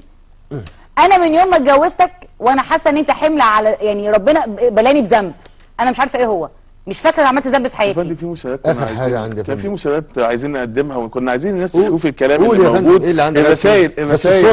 الرسائل بتاعت الواتس، الرساله هي يا جماعه، هاتوا لنا رساله الطلاق يا جماعه، ورساله الواتس اللي فيها اديني العربيه الاثنين اهو، ما تكتبوش الجزمه. عرضناهم يا استاذ هيثم على فكره، دول اتعرضوا واحنا بنتكلم. لا وابني مش عارفه اهم يا جماعه الرسالتين يعني مات واخدت عزاه. يلا اعمل لي كلوز عليهم. بالمناسبه مش الموضوع، اعمل لي كلوز عليهم عشان نختم الحلقه يا فندم. اهو على حاجه كويسه، الورقتين اهم، الموضوع مش موضوع ادم العربيات وبتوع ابنك. يا فندم ادي ناخد دي الاول، ناخد دي الاول واحده واحده اهي تمام. ناخد الثانيه اهي ماشي تمام. ادي حضرتك معلومه وقت خلص يا فندم. معلومه دقيقه واحده. الموضوع مش نص دقيقه. الموضوع مش موضوع ادم بالمناسبه. لو افترضنا يعني ان ظلم ابراهيم ليها واخد بالك تحقق، واخد بالك، وايدي بيسقط من عنها الحضانه، فالحضانه هتتنقل من الام وبالتالي الام مش هتاخد حضانه الشقه، فهو يرجع له الشقه هترجع له. يا ادم تقولوا له اعدالك وادم مش هياخده. لا هو بيسقط مني حضانه ابني عشان ياخد الشقه. هو في حاله ان انا لو اعتذرتي هيتنزلوا على حاجه انا عايزه اقولها معلش للناس بس اللي بتتكلم مع ابراهيم او المتحده لابراهيم. ابراهيم طلع على تويتر قال انت لو اعتذرتي لادم انا ممكن اتنازع قضيه وخلاص واكبر دماغي والكلام موضوع انت. انا هعتذر لادم يا ابراهيم يا سعيد، وبقول لادم انا اسفه ان جبته منك، انا اسفه ان اخترتك تكون ابوه، انا اسفه ان اخترت لنفسي ذنب مدى حياتي ان انت تبقى جوزي انا. شكرا. اشكرك يا مدام شاهد، حق الرد مكفول. اشكرك استاذ هيثم، شكرا جدا. شكرا. حق الرد مكفول لكابتن ابراهيم سعيد، وواضح ان محامي الحقيقه ما كانش شايفنا، عشان كده احنا حاولنا نجيبه عشان يعني يحاول يقول اي حاجه. كابتن ابراهيم الحقيقه ما كانش، هو على فكره مش مانعني من السفر زي ما بيدعي، مش مانعك من السفر، مش مانعني. طيب. مانع ابنه. طيب بشكركم مشاهدينا الكرام، ويا رب نكون متوازنين يعني دايما كما تعودنا معكم. هسيبكم دلوقتي والقاكم الاسبوع القادم باذن الله تعالى، لكن الحقيقه عايز اشكر زميلي الاعلامي احمد حجازي اللي احنا خدنا من وقت برنامج مصر قالت وقت كتير. بشكركم جدا مشاهدينا الكرام، بشكر كل زملائي في الكنترول روم وخلف الكاميرات، وزمايلي في الاعداد تحسين ومي ورباب وكل الناس ومحمود، وبقول لكم تصبحوا على خير واشوفكم الاسبوع القادم باذن الله تعالى. السلام عليكم.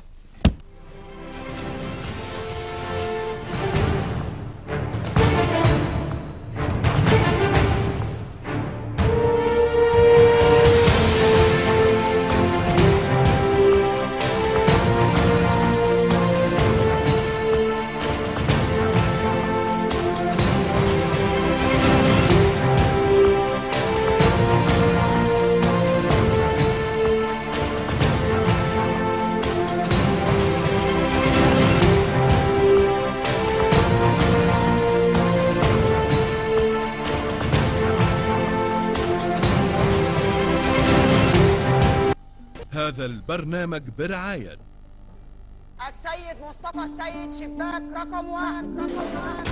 سؤال المليون: بنك التعمير والإسكان هل هو بنك للتعمير والإسكان فقط أم هو بنك متكامل لديه جميع الخدمات المصرفية؟ معك 30 ثانية.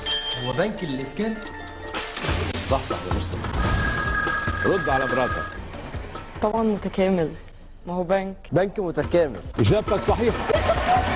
بنك التعمير والإسكان يقدم جميع الخدمات المصرفية على أعلى مستوى، بنك كبير والأول في التعمير. اللي بعده كما لان خلي بالك من حاجه، هي بتجري ورا حقها عشان ابنها، عشان لما ابنها يكبر تقول له ابوك لوث سمعتك وانا اثبتت لك ان انا كويسه. طيب هو في تدوينه الكابتن ابراهيم لسه نازله يعني قريب، على موقع التواصل الاجتماعي بيقول فيها انه هيقدم تسجيل صوتي ليكي هيتم فيه حبسك بالتاكيد. ردك ايه على كلامه؟ هاتوا لنا التدوين يا جماعه اهي.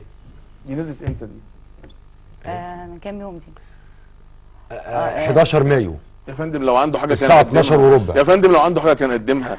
عايز اقول لك حاجه خلينا بالعقل. هو النهارده نزل كل التسجيلات اللي كان يملكها في يعني تقريبا من 5 سنين عبت فيهم شهر. انا عايز اساله سؤال، ايه تاني اللي مخليك مكسوف مش قادر تنزل التسجيل اللي انت هتقدمه عندنا؟ لا نزله، احنا خلاص بقينا يعني كل شويه بنشوف تسجيل جديد وبنقعد نضحك على التسجيل دوت، او تيجي تقطع صوت فيبقى معانا الصوت التاني الحقيقي فنسمعه للناس. الناس بدات تعرف الحقيقه.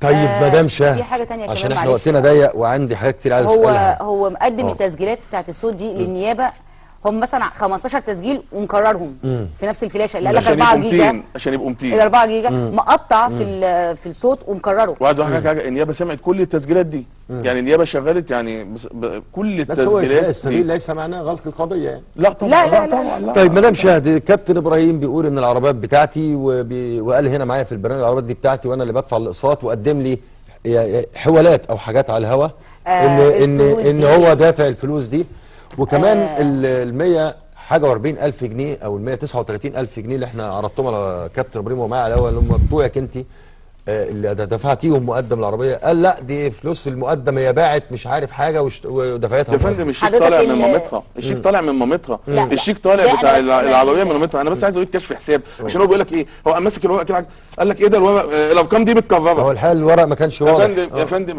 اهو ده كشف حساب اهو.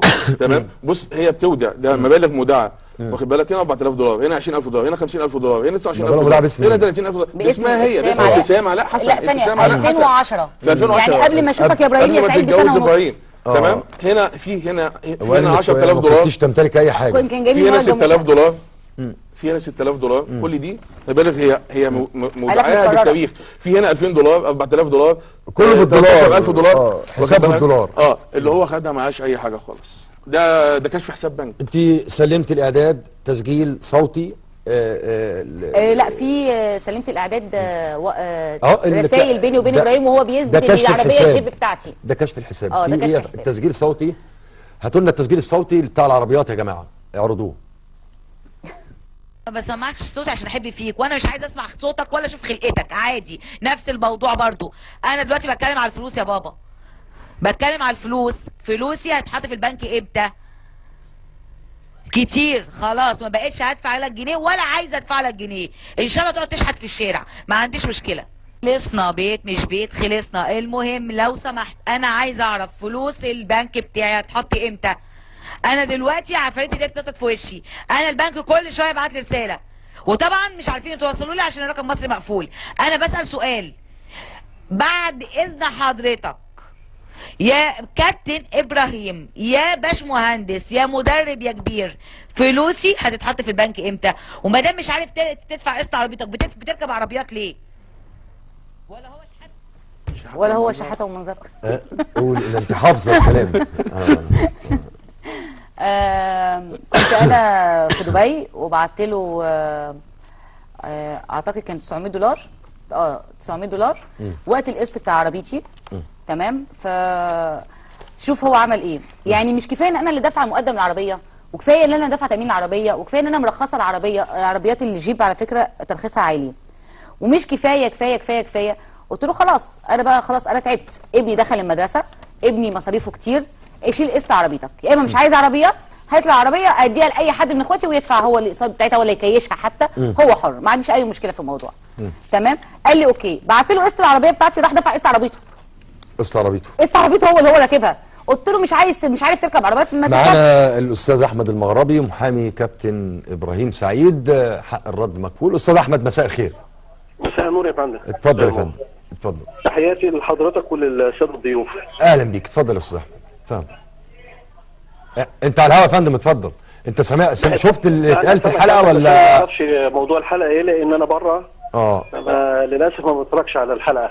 طيب هو كابتن ابراهيم سعيد كان معانا هنا، يعني ألقى بعدة اتهامات في مدام شهد، واتهمها بالزنا وعدة اتهامات أخرى، وقدم تسجيلات في الحلقة قمنا بإذاعتها. مدام شهد طلبت حق الرد، والنهارده هي معانا بترد بعد ما تعرضت على النيابة وتم إخلاء سبيلها في قضية الزنا، وعرضت فيديوهات أو تسجيلات أخرى الحقيقة مختلفة تماما عن اللي اداهولنا كابتن إبراهيم، وبتقول ان كابتن ابراهيم اجتزأ التسجيلات اللي عرضها على الاعلام وعلى تويتر، وخد اجزاء من التسجيلات الاصليه عرضها عشان يورطها في كلام الحقيقه هو ليس له موضع من الصحه. تمام يا فندم. اتفضل.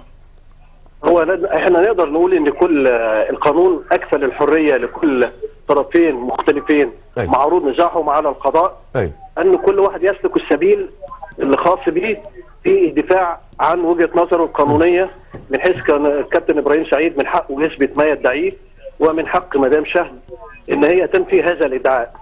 ومن ثم لما تعرض معارض الأمر على نيابة المعادي الجزئية لهذا النزاع، فالنهارده هي سمعتنا وسمعت مدام شهد وقررت كالآتي: إخلاء مدام شهد، مدام زوجة إبراهيم الكابتن إبراهيم سعيد، زوجته ولا طليقته يا فندم؟ للأدلة الجنائية لفحص صحة هذه التسجيلات من عدمه. زوجته ولا طليقته يا أستاذ أحمد؟ لا يسفر عنه هذا الحدث بشأن هذه التسجيلات. أستاذ أحمد، ومن ثم ليس هناك مجال لصحة القول أو عرض صحة ما أستاذ أحمد كابتن إبراهيم إلا للجهة الفنية اللي هتقول الكلام ده. زوجته ولا طليقته يا فندم؟ نعم يا فندم؟ زوجته ولا طليقته؟ في قاعدة قانونية وشرعية بتقول على المدعي يقع عبء الإثبات. إذا كانت مدام شهد يعني عليه هو طلع عندي على الهوا يا فندم، فتظهر قسيمة الطلاق. هو طلع عندي على الهوا. انا عارف ان هي مدام شهد موجوده على الهوا، والزميل المحامي برضو استاذ ابراهيم الكابتن ابراهيم طلع على الهوا، ده مطلقها في محضر رسمي، ومطلقها في محضر رسمي، في محضر رسمي بيثبت ان هو مطلقني يا استاذ احمد. طلاق من قبل الكابتن ابراهيم سعيد ضد مدام شهد، فانه طبقا للقانون وثيقه الطلاق هي التي تثبت صحه الادعاء من عدمه. فاذا كان هناك وثيقه طلاق او حكم من المحكمه بيقول انفصام عرى العلاقه الزوجيه فلتقدمه. الطلاق في محضر رسمي لا يثبت الطلاق يا فندم؟ محضر رسمي، ما هو المحضر الرسمي؟ لو محضر شرطه. اشكرك استاذ احمد المغربي. احنا وقتنا فعلا خلص، لكن يعني في حاجه عنده مهمه جدا. كابتن ابراهيم عرض تسجيل بيقول يعني خاص بموضوع جوازك، نشر على تويتر. ماله؟ عايزين نسمعه مع بعض. هاتوا لنا التسجيل ده بسرعه يا جماعه. يلا. بيقول انك انت هتتجوزي او حاجه زي كده. اتجوز؟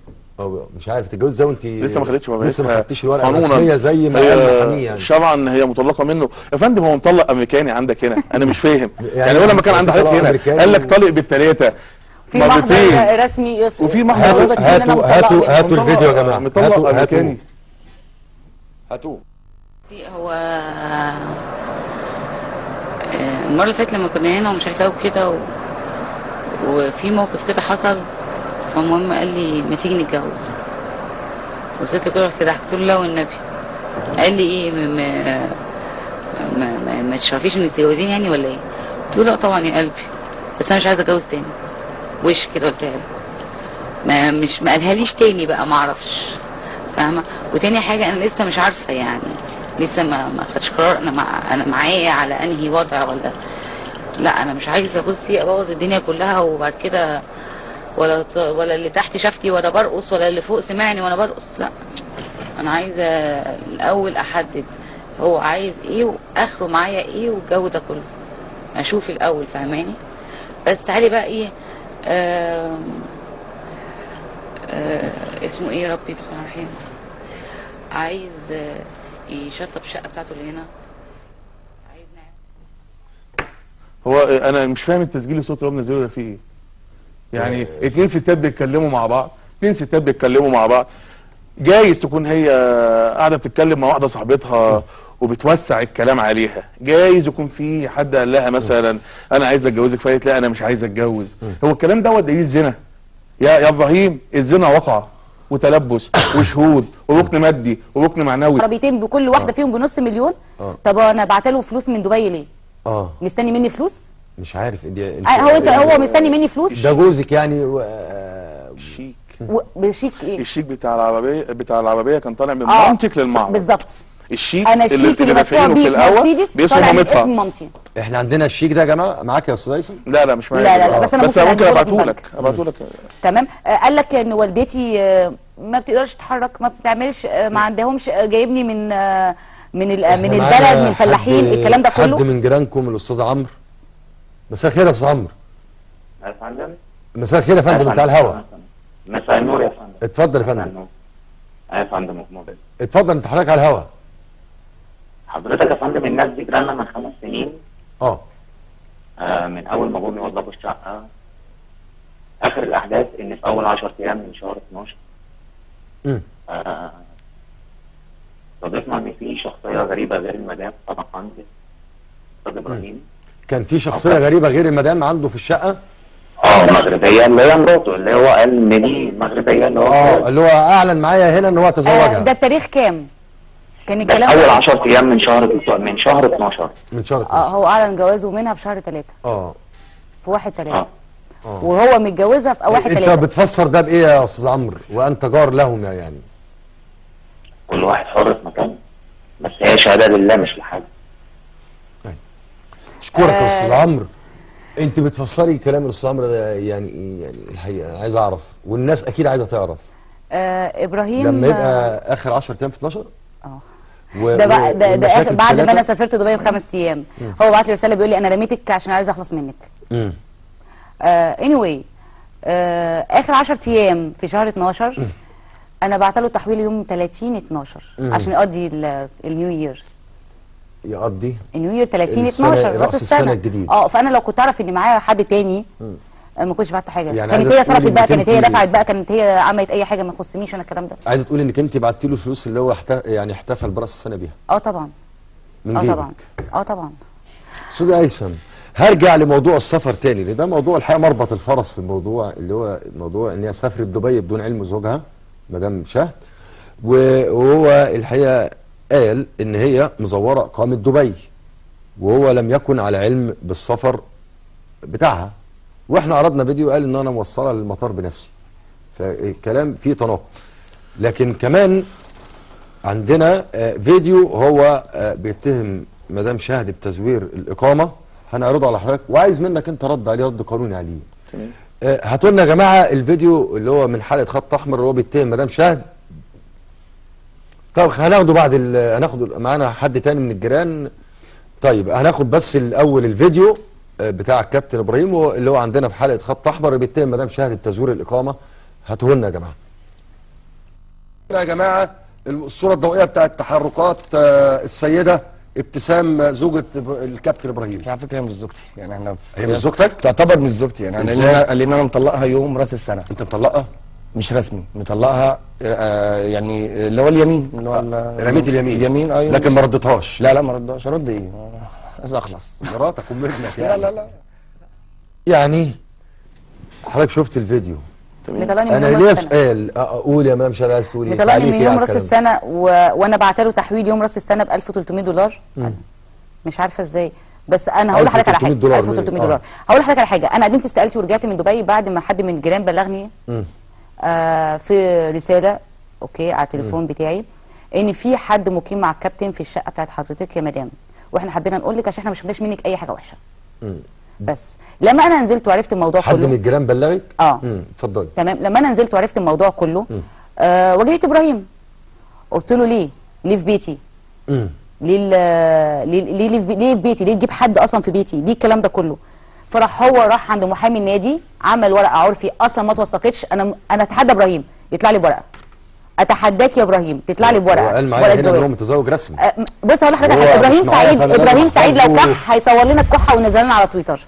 اطلع لي بورقه الجواز. هقول لك على حاجه ثانيه. انت راجل شرعي يعني انت بتشككي في جوازه؟ بالظبط. ده بشكل قاطع. بالظبط. وتاني حاجه، انا لو انا عايز اذي ابراهيم او انا عايز اذي ابو ابني ما كنتش رفعت خلع، كنت عملت عليه اثبات طلاق وكنت اخدت منه كل حقوقي. بس انا عارفه ان هو لو وقف على شعر راسه مش عارف يسدد حقوقي اصلا ولا يدفع ربع المؤخر بتاعي ولا النفقه بتاعتي. فعشان كده انا رفعت خلع وخلاص. يعني انا كده بالنسبه لي متعتي الوحيده ان انا اخلعه. حضرتك بتقولي، وانا هاخد لسه تعليق من الاستاذ هيثم، بتقولي انك انت في احد الجيران كلمك. اه احنا معانا الاستاذ عمرو شلبي هو ده اللي كلم حضرتك؟ لا لا لا عمرو صديقي انا وابراهيم جدا، وعلى طول كان معانا عشره سنين. معانا الاستاذ عمرو شلبي. مساء الخير يا استاذ عمرو. مساء الخير، اخبار حضرتك ايه؟ كله تمام؟ الله يحفظك. انت على الهوا يا فندم، اتفضل احنا بنسمعك. انا عايز اقول حاجه بس. انا كانت تجمعت صداقه جامده جدا ما بين الكابتن ومدام شهد، يعني كنت على طول معاهم في كل حاجه. استاذ عمرو صوتك مش واضح، ارجوك قرب التليفون عليك شويه يعني. طب تمام. انا اللي اقول لحضرتك ان انا كانت تجمعني صداقه قويه جدا ما بين الكابتن ابراهيم ومدام شهد جدا. ايوه تمام. بس هو الواحد يعني ايه عايز يقول كلمه حق في الموضوع بالامانه. اتفضل. حضرتك سامعني؟ احنا سامعينك يا فندم، اتفضل. طب تمام. اول هام كابتن ابراهيم بس هو دايما بيقول ايه ابني ادم ابني ادم ابني ادم وفي كل حته. تمام. اولا الكابتن ابراهيم اكتر واحد يعني مع اولاده يعني صعب جدا، يعني ممكن يكونش يعرف حاجه عن البنات التانيين. تمام. وكمان الكابتن ابراهيم يعني معلش كان هو يعني ايه اوبن مايندد شويه، يعني حضرتك عارف الممثلين مثلا الفنانين ممكن يسلموا على بعض يبصوا على بعض كده، يعني هو اوبن مايندد شويه. ايوه. يعني هو كان بيجي يخرج وبيخرج مع مراته، ممكن تكون مراته مثلا لابسه لبس يعني مثلا مش يعني كده، حضرتك فاهم قصدي ايه؟ هو كان اوبن مايندد شويه. ايوه تمام. ايوه. طيب دي شهادتك في هذا الموضوع يا فندم؟ هذه هي شهادتك. عمرو انا عايز اسالك سؤال. كمان النقطه الثانيه اللي عايز اقولها لحضرتك برضه، يعني احنا حتى كانت في التعاملات الماديه ولا اي حاجه كان دايما التعاملات مع شهد مش مع ابراهيم. بالنسبه للاتحاد الملاك يعني او حاجه؟ الماديات لا التعاملات الماديه، التعاملات الماديه في اي حاجه. طب هي عايزه مدام شهد عايزه تسالك. عمرو انا عايز اسالك سؤال. طبعا انت اللي رشحت لي، فاكر موضوع المرسيدس العربيه بتاعتي وكده، لما كنت عايز اجيب عربيه انا نزلت معاكي اصلا عشان نختار العربيه. مين اللي جه يا عمرو؟ ضمانتك. مين؟ مامتك اللي جت ضمانتك. وهي اللي قالت لي ايه؟ قالت لما طلعت دفتر الشيكات وقالت لي انا عايزه ايه، عايزه انهي واحده فيهم وانا اجيبها لك، ما عنديش مشكله. بالظبط هي مامتك ساعتها اللي جت ضمانتك. يعني مش كابتن ابراهيم اللي جاب العربيه؟ لا مامتها يا فندم اللي كانت معاها وانا ساعتها، ومامتها اللي جت ضمانتها وقالت لابراهيم، حتى ساعتها كانت مامتها قالت لابراهيم، قالت له لو عايز يا ابراهيم اجيب لك الجي ال كي ولا حاجه، وشوف لو عايز تخش انت تخلص فيها ولا اي حاجه. كمان عربيه ثانيه. معلش يا عمرو، عايز استفسر عنك حاجه ثانيه. فاكر يا عمرو يوم ما ابراهيم اتقبض عليه في قضيه النفقه بتاعت داليا؟ واحد صاحبنا راح لها بنفسه جاب لها 90,000 جنيه في عند الاسم، ومامته اللي هي اللي كتبت الوصله اللي هي وصل الامانه. مين اللي كتب مين اللي كتب؟ قلت له انت هتدفع 90,000 جنيه ده حتى يعني خطر وبتاع يعني، قال لي لا عشان خاطر الشهد وكده، فعشان شهد كانت جدعه يعني معانا وكده. مين اللي دفع الفلوس لابراهيم في الاسم عشان يمشي؟ واحد صاحبنا. مين اللي ادى لصاحبنا بقى الشيك بتاع الفلوس وراح خد الفلوس من مين؟ انتي. يعني من دفتر شيكاتها هي؟ لا او من فلوسها هي ادته الفلوس، العبوا ان هي ادته الفلوس بعد كده، بس ما اعرفش بقى ادته بالشيكات ولا ادته بايه، بس هي رجعت له الفلوس تاني، يعني هي حتى اللي ضمنت الموضوع مامة شهد في 90,000 جنيه دول. هي اللي كتبت له الشيك. اشكرك استاذ عمرو شلبي احد جيران كابتن ابراهيم سعيد ومدام شهد. استاذ هيثم، انت بتشوف الكلام ده يعني قانونيا يمشي ازاي، او الحكايه اللي حاصله دي اتهام بتزوير الاقامه والكلام ده؟ هقول لك حاجه، انتوا اتسالتوا فيه في النيابه؟ طبعا اتسالنا فيه في النيابه. لا ما حصلش، اقامتها سليمه، ما فيش في الاقامه اي حاجه. اللي حصل اللي حصل اقول لحضرتك حاجه، ابراهيم مقدم موافقه تقريبا كده، هو اللي عرضها عندنا في البرنامج. عرضوها والاستاذ عمرو بيتكلم والاستاذ هيثم بيتكلم. ده الورقه دي تقريبا ابراهيم هو يعني في قاعده كده مع نفسه وفكر يطلع ورقه وقام عاملها كده وراح قال لك دي ضرب اقامه. طب انا عايز اسالك سؤال، هي ضرب اقامه يا ابراهيم، مين اللي جاب لها الشغل في المنطقه يا ابراهيم؟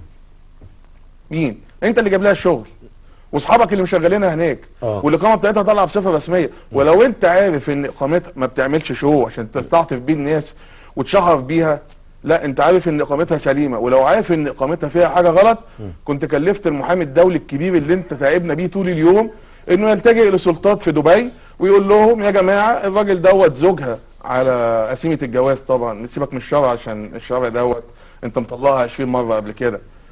فانت طبعا ازاي يا ابراهيم مش هتقوم محامي دولي كبير؟ قومه، قول له يروح دبي ويقدم بلاغ، والله انا ست زوجتي ديت مصريه وزورت الاقامه في دبي، عشان في دبي لما يلاقوا الاقامه مش مزوره هم اوتوماتيك هيحاسبوك.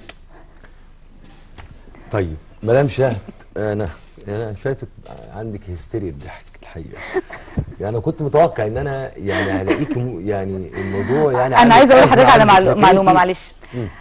انا مش عارفه بعد ما موضوع ابراهيم ده يخلص ان شاء الله باذن الله كده، يعني كمان شهرين ولا حاجه ولا 3 ولا سنه، انا مش عارفه انا هضحك على مين. انا حاسه ان ابراهيم موجود في حياتي عشان يضحكني. في حتى رسائل يعني بيني وبينه وجود ابراهيم سعيد في حياتك عباره عن بحس انه عارف التويتي اللي بيقعد يضحك البني ادم 24 ساعه ده، او لما بتدخل تتفرج على فيديو كوميدي يعني بلاش نوجه. انا مش بتكلم عليه هو، انا مش بتكلم عليه هو. هو بيدي حاجات يعني ايه، بيقول لك كلمه ويجري. طيب فالكلمه دي بتضحكنا كلنا. اديتيني تسجيل بخصوص الاقامه، سلمتي لي الاعداد من امس. معلش انا اسفه اقطع كلام حضرتك. الورقه اللي ابراهيم مقدمها دي مش الاقامه بتاعتي، انا قدمت الاقامه بتاعتي في النيابه. ورقه الاقامه من انا مسافره وقدمت باسبوري اللي عليه الاختام دخولي وخروجي لدوله الامارات. انا مسافره بجواز السفر اللي فيه اسم ابراهيم سعيد وان انا متجوزه ابراهيم سعيد احمد. دبي البلد الوحيده اللي انت ما ينفعش تعمل فيها خط وتزور فيها. ما ينفعش. وتاني حاجه الاقامات في دبي، انا بسافر اشتغل في شركه، بسلم جواز السفر بتاعي للشركه، هم بيختموا لي كل حاجه. الحاجه الوحيده اللي بروح اعملها هو التحليل. غير كده يا ابراهيم يا سعيد مفيش. والمحامي الكبير كبير كبير كبير كبير الدولي اللي انت مقومه يقدر يثبت لك الكلام ده. ما عملش حاجه المحامي الدولي اللي هو مقومه لحد دلوقتي في قضيه تزوير الاقامه في دبي. ما اتخذش اي اجراء لانها زي ما انت بتقول يا فندم ما عندوش حاجه، تسجيل صوتي، ما عندوش حاجه يقدمها. التسجيل دوت انا هعلق عليه بعديها. هاتوا لنا لان احنا محتاجين التسجيل المقطوع ده، هو مقدمه مقطوع. كل الاصوات في تسجيل هو منزله بتاع الاقامه ده مقطوع. انا بعت لحضرتك الكامل. احنا هننزل، احنا زعناه بتاع الاقامه، هننزل بقى التسجيل الحقيقي. هاتوا لنا التسجيل الحقيقي يا جماعه، او اللي حضرتك بتقولي عنه حقيقي. ازيك عامل ايه؟ اخبارك ايه؟ انا خدت جواز سفر عشان بكره رايحه الامن القومي اعمل شويه حاجات واعمل شويه ورق كده هم طالبينه وحاجات غريبه كده. بس فلما انا كنت بعمل الابلكيشن بتاعي واخدت الورقه الحمراء والكلام ده كله، فلقيت مكتوب ايه، طلب رفقه الزوج والاولاد، فاهمني؟ فانا هعمل بكره هناك في الامن القومي ان انا بطلب رفقه زوجي معايا في العمل هنا، ان انا هنا جاي اشتغل، فانا عايزه جوزي يجي معايا، فاهم قصدي؟ قلت اطلع مصلحه اعمل لك واحده انت كمان. هو بقى قطع كل ده ونزل لك بابلكيشن الاحمر ورفقه الزوج. قايلاني بيدبسني في الحيط. ما هو التسجيل كامل اهو.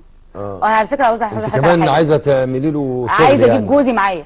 يعني انا اصلا قدمت في الشركه هناك اللي انا بشتغل فيها ورقه، قلت لهم انا عايزه اجيب جوزي وابني معايا هنا. قلت لهم انا عايزه، هم مديني هناك سكن. في تسجيل تاني اعتقد هو بيقول لك خدي بالك من شغلك واثبتي نفسك. بالظبط. شوفوا لنا التسجيل ده يا جماعه اللي هو كابتن ابراهيم فيه. اتفضلي هيجهزوه. قلت يعني انا هناك قدمت طلب في الشركه ان انا عايزه جوزي وابني يجوا معايا هنا على الاقامه بتاعتي. تمام. وما كانش عندهم اي مانع. تمام. ومليت الابلكيشن وقلت له بعت لي جواز السفر وثبت ده على الواتساب بيني وبينه، وبعت لي جواز السفر بتاعه. ازاي يبقى انا سافرت بدون علمك؟ ازاي انا واحده هناك قاعده ومش عايزاك تيجي معايا، وانا اللي بقول لك تعالى معايا، وانا اللي قدمت طلب للشركه اللي بشتغل فيها عشان تيجي وتعمل لك الاقامه معايا وتعيش معايا هنا. الصور اللي هو كان عرضها لك معانا في الحلقه اللي انت حضرتك قلتي معلش انا في صور مماثله ليها. اتفضل. انا في النيابه لما سمعت التسجيلات اللي ابراهيم قدمها اللي هو بيشهر بيها دي، انا طلبت من وكيل النيابه ان كل التسجيلات دي تتابع على خبير صوت، مش عشان بقول ان هي مش صوتي. انا يا ابراهيم يا سعيد قلت ان هي صوتي، وقلت ما فيش عندي اي مشكله في الكلام ده كله، وكل الكلام ده برضو ما فيش دليل ان انا عملت حاجه غلط ولا عمري هعمل حاجه غلط. تمام. طلبت من النيابه ان الاصوات دي تعرض على خبير صوت لتاكيد وصحه ان كل الاصوات دي متفبركه متقطعه مجتزأه. عايزه متقطعه يا استاذ هيثم. كل الاصوات متقطعه. بس انا عايز اوضح حاجه كده، عشان هو طلع اشاعه اول امبارح على تويتر، قال ان هي كتب كده على تويتر، قال ان هي قالت في احدى التسجيلات وفي احدى في احدى البرامج ان هي قعدت مع المحامي العام وان هو حفظ لها قضيه وخلاص المحامي بتاعها وهي اصدروا قرارات حفظ قضيه الزنا. احنا ما قلناش الكلام ده، وبدين في مسؤوليتنا كامله عن الكلام ده. احنا كل اللي قعدنا معاه النيابه في تحقيق رسمي بناء على طلب حضور من النيابه العامه، وتم التحقيق معانا بشكل رسمي، والمحامي العام هو اللي اصدر القرار باخلاء سبيلها. ده اللي احنا قلناه. لكن قصه ان احنا قلنا قضيه اتحفظت، احنا ما عندناش القضيه اللي اتحفظت بتاعه قضيه هاني سعد صديق حضرتك اللي راح عمل محضر ان هو مأجر منك الشقه وان هي استولت عليها، دي اللي اتحفظت. المحضر 1441 2016 ده المعادي، حضرتك طلعت لنا فيه شهر كامل بتقول حقي وبلطجيه مغتصبين الشقه. وانا اقول لك يا ابراهيم البلطجيه اللي جوه الشقه مراتك وابنك، وكل يوم تجيب اسم المعادي 10 مرات تحت البيت وتقول لهم افتحوا باب الشقه عشان اخش، ويقول لك مش هينفع دي خلافات زوجيه. والمحامي العام النيابه بعتت الورق للمحامي العام، المحامي العام بدوره بعته للنيابه حققت فيه وتحرت عنه وعرفت ان هي شقه زوجيه. بعدين المحامي العام الاول، المحامي العام لشؤون الاسره، المحامي العام لشؤون الاسره اصدر قراره ان هي تتمكن من الشقه. حضرتك طبعا ده الكلام اللي احنا قلناه في التمكين بتاع الشقه، مش تمكين العربيه، اصل العربيه دي بتاعتها مش هتتمكن منها. ده رقم واحد. رقم اثنين المحضر اللي اتحفظ، المحضر بتاع هاني ده 1861 ده محضر رسمي، محضر رسمي قبل قضيه الزنا بيوم، ده المحضر يا ابراهيم اللي اتحفظ.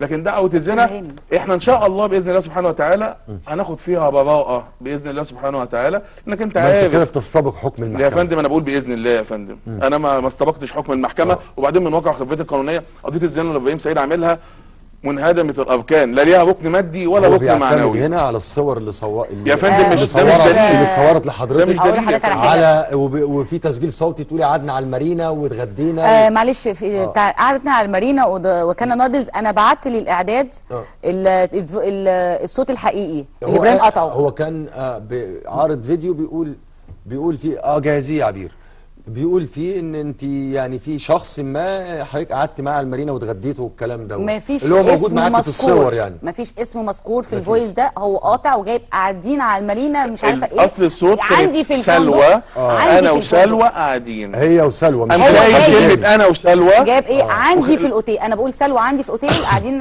في المطعم على المارينا بناكل نادلز. هو قاطع كلمه انا وسلوى وجايب ايه عندي في الاوتيل قاعدين على المارينا. طب نسمع الفيديو الاصلي بقى اللي فيه الكلام كله. انا كل ده اديته للنيابه. الياسر وعندي في الاوتيل وقاعدين في المطعم تحت على المارينا، طلبنا نادلز وسلطه وهيك وقاعدين بنتغدى، قاعده ناقصاكي.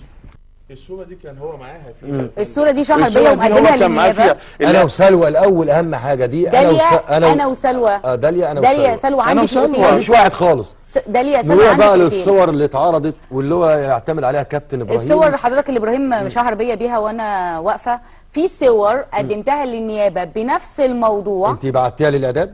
اعرضوها والمدام شادي بتتكلم يا جماعه بنفس الموضوع. اوكي وابراهيم فيها. هو انت عندك اختلاف تكون انت اللي مصور الصوره ولا موجود في الصوره؟ دي الصور اهيت مع اصحابكم، ده انت الست الوحيده في وسطهم. لا ويعني وصاحبه جنبك من ناحيه وهو من ناحيه متهيألي ولا انا مش شايف؟ ايوه صاحبه من ناحيه وهو اعتقد مش باينه اصلا. حضرتك انت طلع شايف الصوره دي بقى؟ شايف الصوره دي؟ انا ليا تعليق، حضرتك فين فيه وانا مش شايفك؟ انا اللي ورا كده اللي قاعده ورا خالص دي على في الاخر خالص. انا بس عايز حد يعمل عليها مع عليها ايوه زوم كده. انا بس عايز اوضح حاجه. شايف الصوره دي؟ الصوره دي لو طلعنا ابراهيم سعيد من الصوره دي كده ماشي، وهو اللي صور يعني اداهم وشه وصور الصوره، كان يروح يقول ان انا بتهمها بالزنا مع اللي جنبها وهو موجود في نفس الصوره دي. ما هي نفس الوضع اللي هو بس هو هنا اللي مصور نفسه، عاملها سيلفي، هنا مصور نفسه. افرض بقى ان ابراهيم دلوقتي خارج الكادر بتاع الصوره دي خالص كده بره ومدينا ظهره وهو اللي ماسك الكاميرا بيصورهم، كان هيقول انا بتهمها في الزنا معاه. في صوره حضرتك هو منزلها بيقول لك الست الفاضله 24 ساعه خربانه. تمام. انا قدمت الصور ديت للنيابه وهو موجود معايا فيها. انت بتشهر بيا بايه؟ انا عايز افهم انت بتشهر بيا بايه؟ انا عايز افهم هو ابراهيم سعيد بيشهر بيا عشان ما رضيتش ادفع؟ مش هدفع. ده لو اخر يوم في عمري مش هديك جنيه، مش هدفع ولا هتنازل عن اشياء تخص ابني ولا عن حقي. ومعاك انا معاك لاخر المشوار، ما عنديش اي مشكله في حاجه. وكويس لما المحكمه تصدر ان شاء الله براءتها تقول لابنها انا بريئه بحكم محكمه. عندي منها بنتين، عندي جوليا وليلي. جوليا عندها 11 سنه وعندي ليلي عندها 9، ومن الطليقه الثانيه عندي منها بيانسي عندها 7 سنين ونص.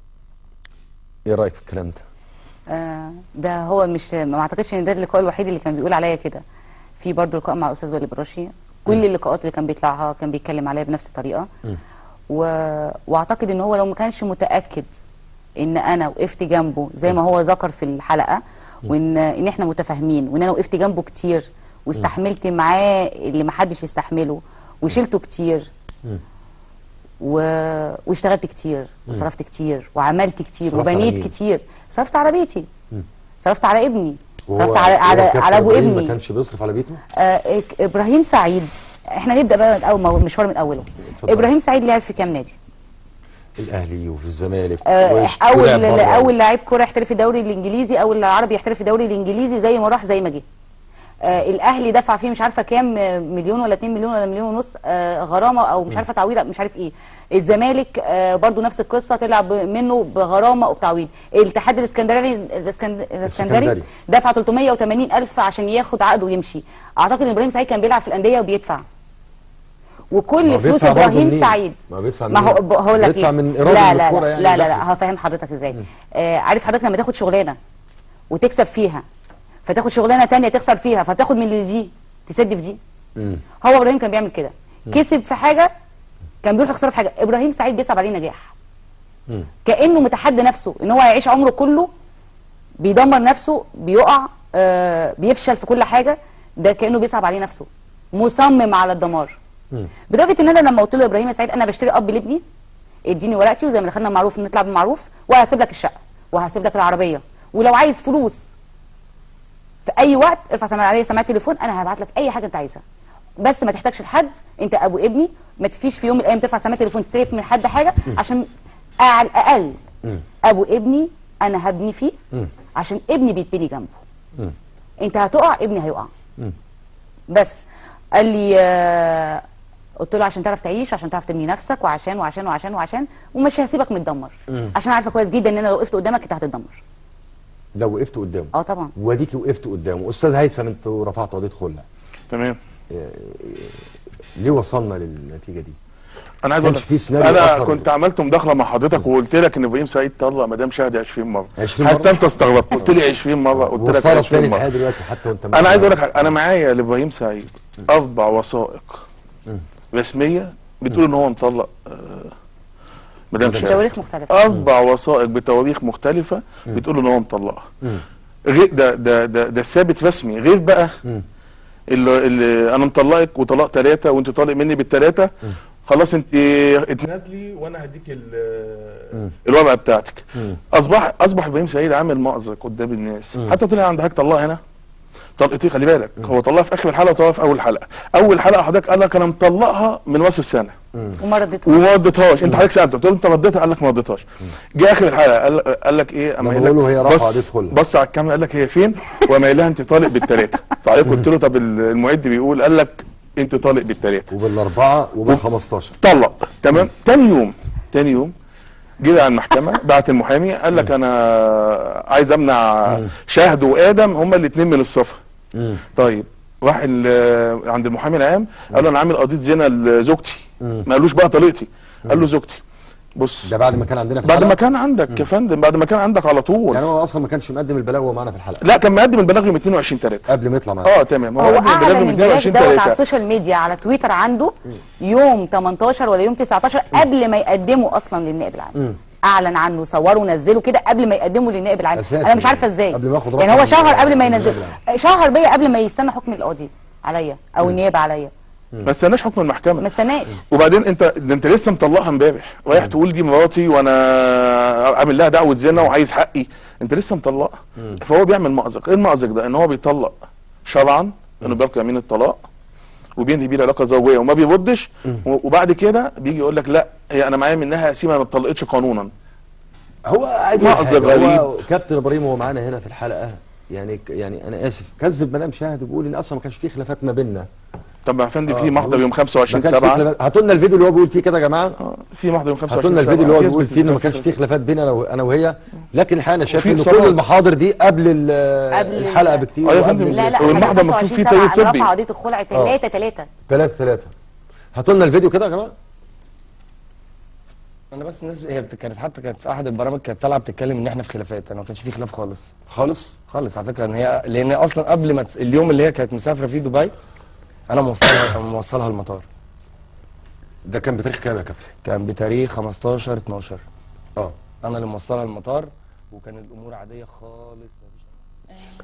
اهو يا استاذ هيثم الراجل بيقول لك وصلها المطار وهي مسافره، انا موصلها المطار لدبي. يا فندم العريضه اللي مقدمها للنائب العام قال فيه ان هو راجل شرقي دمه سخن ما ينفعش ان هو يعيش معايا وارتكبت فعل الزنا الفاحش، وان هي سافرت شرم الشيخ ونويبع وسافرت دبي بدون علمه. طيب انت انا معاك في الحلقه بيقول لك انا موصلها المطار.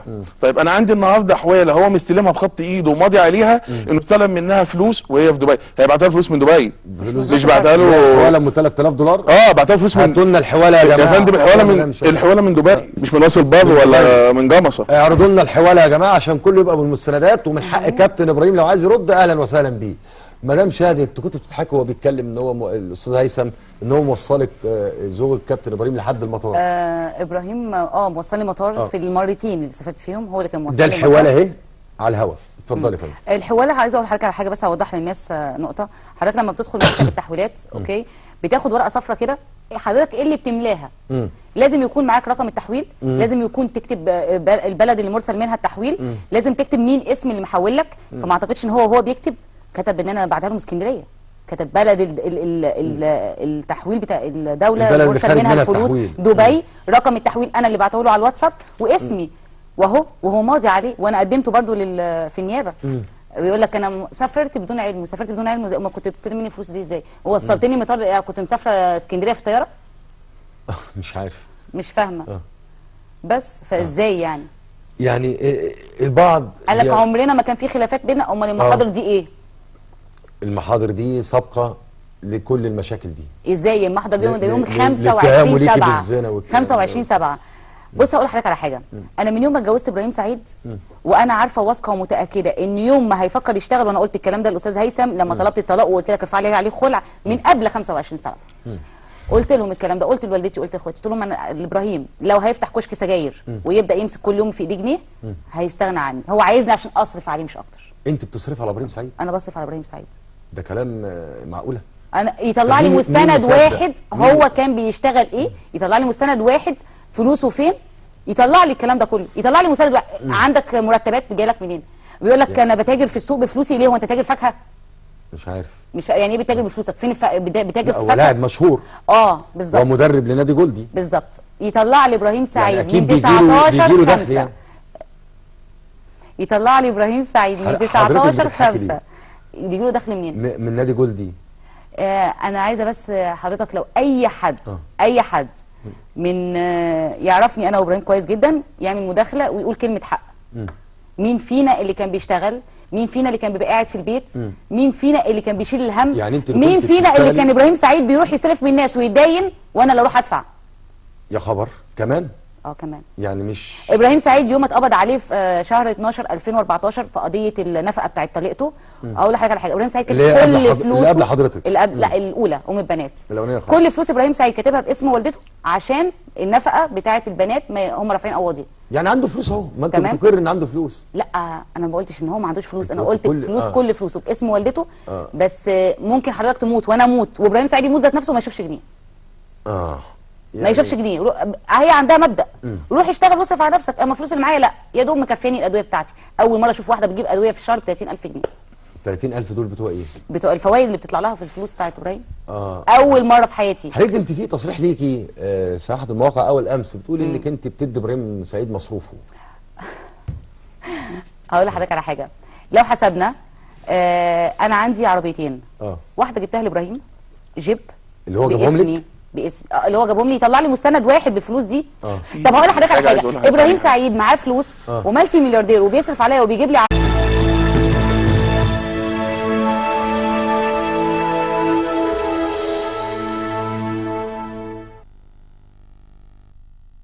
السيد شباك رقم 1. سؤال المليون. بنك التعمير والإسكان هل هو بنك للتعمير والإسكان فقط أم هو بنك متكامل لديه جميع الخدمات المصرفية؟ معك 30 ثانية. هو بنك للإسكان؟ صح يا مصطفى. رد على مراتك. طبعا متكامل، ما هو بنك متكامل. إجابتك صحيحة. بنك التعمير والإسكان يقدم جميع الخدمات المصرفية على أعلى مستوى، بنك كبير والأول في التعمير. اللي بعده.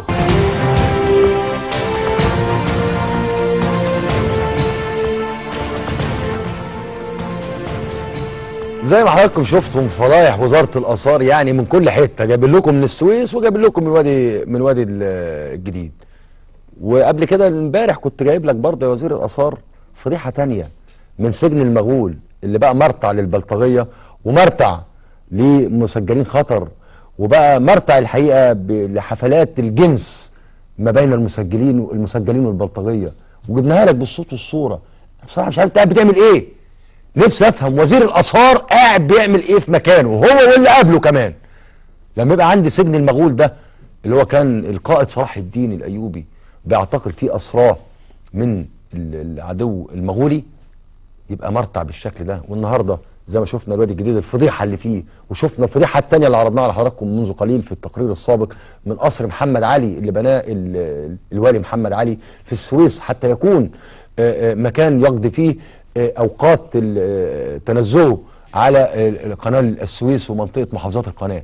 بقى مهجور. منكم لله، والله العظيم منكم لله. الحاجات دي لو في اي دوله تانية كان اتعمل ليها بروباجندا ما حصلتش. منكم لله. هننتقل مشاهدينا الكرام الى فقرتنا الرئيسيه اللي الحقيقه في الفتره الاخيره اثيرت يعني ازمات كبيره بين كابتن ابراهيم سعيد وبين زوجته او طريقته مدام شهد عبد الله. تمات متبادله بين الطرفين. الحقيقه ما بقناش عارفين الصح فين والغلط فين.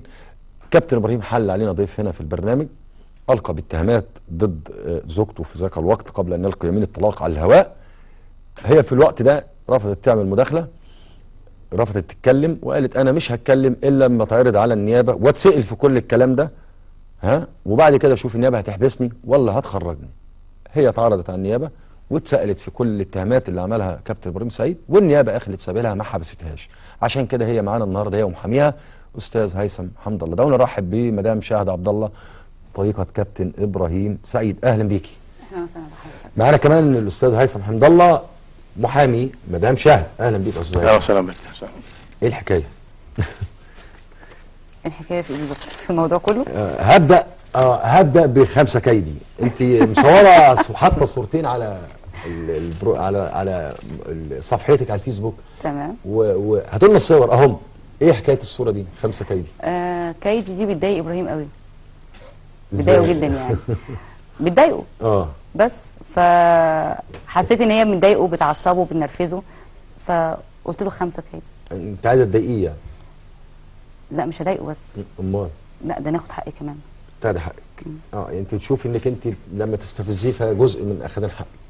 لا لا لا انا مش صغيره ان انا اعمل كده. لو انا كنت عايزه اعمل كده كنت رديت عليه اصلا. انا قلت الاتهامات دي من شهرين معانا في مداخله كنت رديت عليه. لا انا اكبر من ان انا ادخل نفسي في الحاجات دي يعني في الجو ده. ده يخليني اروح انا سبته خلصت تعالى بقى نتحاسب. شهرت تعالى بقى نتحاسب في كل حاجه في النيابه. طبعا بالقانون. بالقانون. مدام شهد كابتن ابراهيم كان طلعك على الواتس. تمام. وطلعك هنا على الهوا عندنا. لا هو مش مطلعني على الواتس، هو مطلعني يوم 25/7. في محضر. هو ضربني الساعه 2 محضر شرطه؟ في اسم معادي. ضربني الساعه 2 الظهر وطردني من البيت. اعرضوا لنا صوره محضر الشرطه تحسين بتاع اسم المعادي. طردني وخاف من اهلي الوقت ده فقفل علينا باب الشقه مع ان ما حدش جه جنبه خالص. هو كل اللي قالوه يعني والدتي واخواتي احنا هناخد حاجات بنتنا ونمشي. احنا ادينا ورقتها. قال لا ما فيش ورقه. فكانت والده ووالدته موجودين واستاذ هيثم كان موجود. فوالدته راحت قايله لمامتي عايزه ورقتها تدفع. تدفع. تدفعي مقابل الطلاق. ادفع فلوس عشان اخد الورقه دي، ورقه طلاقي يعني. فماما طبعا قالت لها تدفعي 5 سنين بتدفع. 5 سنين اخدت الورقه اللي قدامها. تدفع ايه تاني؟ كفايه اللي هي عملته. هناخد ورقتنا بالقانون اوكي وبالقواضي. المهم هو دخلني الاسم اصلا بيتني في الاسم انا وابنه. فانا لما رحت الاسم كان في طلبت منهم يعرضوا لنا المحضر اهو. اتعرض اهو المحضر معانا على الهواء. المحضر وفي تقرير طبي في المحضر ده برفق بالمحضر ده. الاسم شوفوا لنا التقرير الطبي برضه حاولوا تعرضوه. هو موجود في المحضر. الاسم يوميها طلعني على تقرير طبي عشان كان فيها جروح كتيره وكنت متعوره. يعني. ضربني طبعا ضربني استاذ هيثم كان موجود شايل عيان يعني. تمام. بس طلعت عملت تقرير وطبعا ما حدش كان متهمني بحاجه فكنت المفروض امشي انا وابني. فهو اتهم اخواتي الولاد مع ان ما كانش فيه يعني تقرير طبي بتاعه ما قالش ان فيه اي خربوش. ما كانش في اي جروح ولا اي خرابيش ولا اي حاجه. كان هو اللي ضاربني. فقعدنا بقى في القسم، هو واهله قصادي وانا واهلي قصاده. واخدينها كده يعني الاسرتين كلهم. فالمهم بالظبط. فالمهم يوميها استاذ هيثم كان معانا، كان عمال يراضي من الطرف ده ومن الطرف ده عشان خاطر الواد، وانا في القسم بلبس البيت. هو اللي كان عامل حضرتك المحضر ولا انت اللي عاملاه؟ لا هو اللي طلب النجده. يعني هو اللي طلب. هو قفل علينا باب الشقه بعد ما طردني، قعدت 8 ساعات بره الشقه. تمام. اهلي جم من اسكندريه الساعه 10. كان عندنا وقتها فرح بنت خالتي، جم من اسكندريه الساعه 10. 10 ونص 11 قفل عليهم باب الشقه وراح جاب النجده. فكلموني، فانا رحت رايحه على البيت على طول. طبعا استاذ هيثم اللي كلمني قال لي قفل الشقه علينا وشكله رايح يجيب لنا النجده. وكان استاذ هيثم موجود هو كمان؟ واستاذ هيثم كان موجود، كان رايح مع ماما واخواتي. استاذ هيثم انت حضرت الموضوع والموضوع راح للاقسام والكلام ده، الاجراءات اللي انت عملتوها ساعتها ايه؟ يوم 25/7 بعد ما قفل علينا الباب وواحد يجيب جاب قوه من اسم شرطه المعادي. وطبعا عايز اقول لك ان الوقت ده كان وقت خطير جدا، لان بدات الاسرتين جوه الشقه بيتعاركوا، وبدات الشقه من جوه بتتكسر كمان.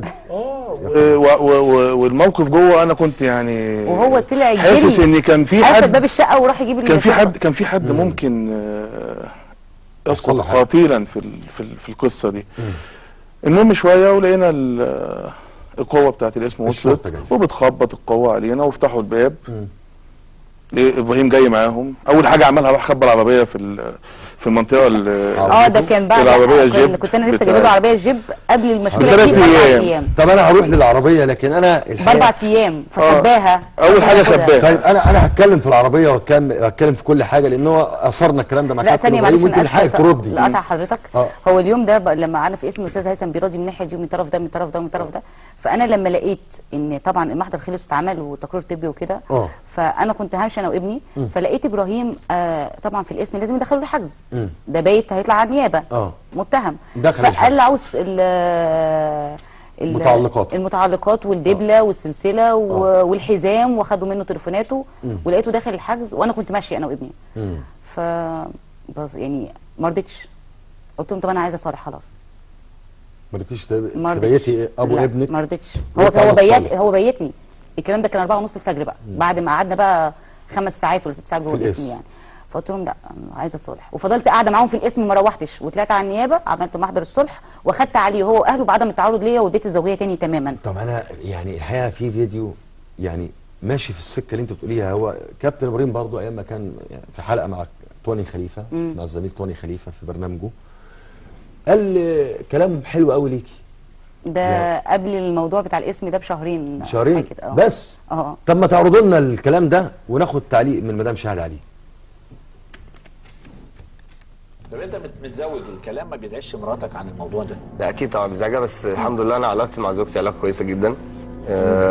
في تفاهم بشكل كبير جدا. انت اتجوزت كم مره على فكره؟ اتجوزت 3 مرات، مطلق مرتين، والحمد لله ربنا يخلي لي زوجتي معايا، بقالنا 4 سنين مع بعض، عندي ادم منها، فالحمد لله الحمد لله يعني 4 سنين رقم قياسي يعني. ما شاء الله يعني.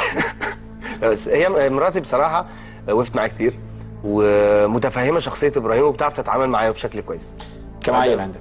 انا عندي ادم. من مراتي حاليا، وعندي من الاولى طليقتي الاولى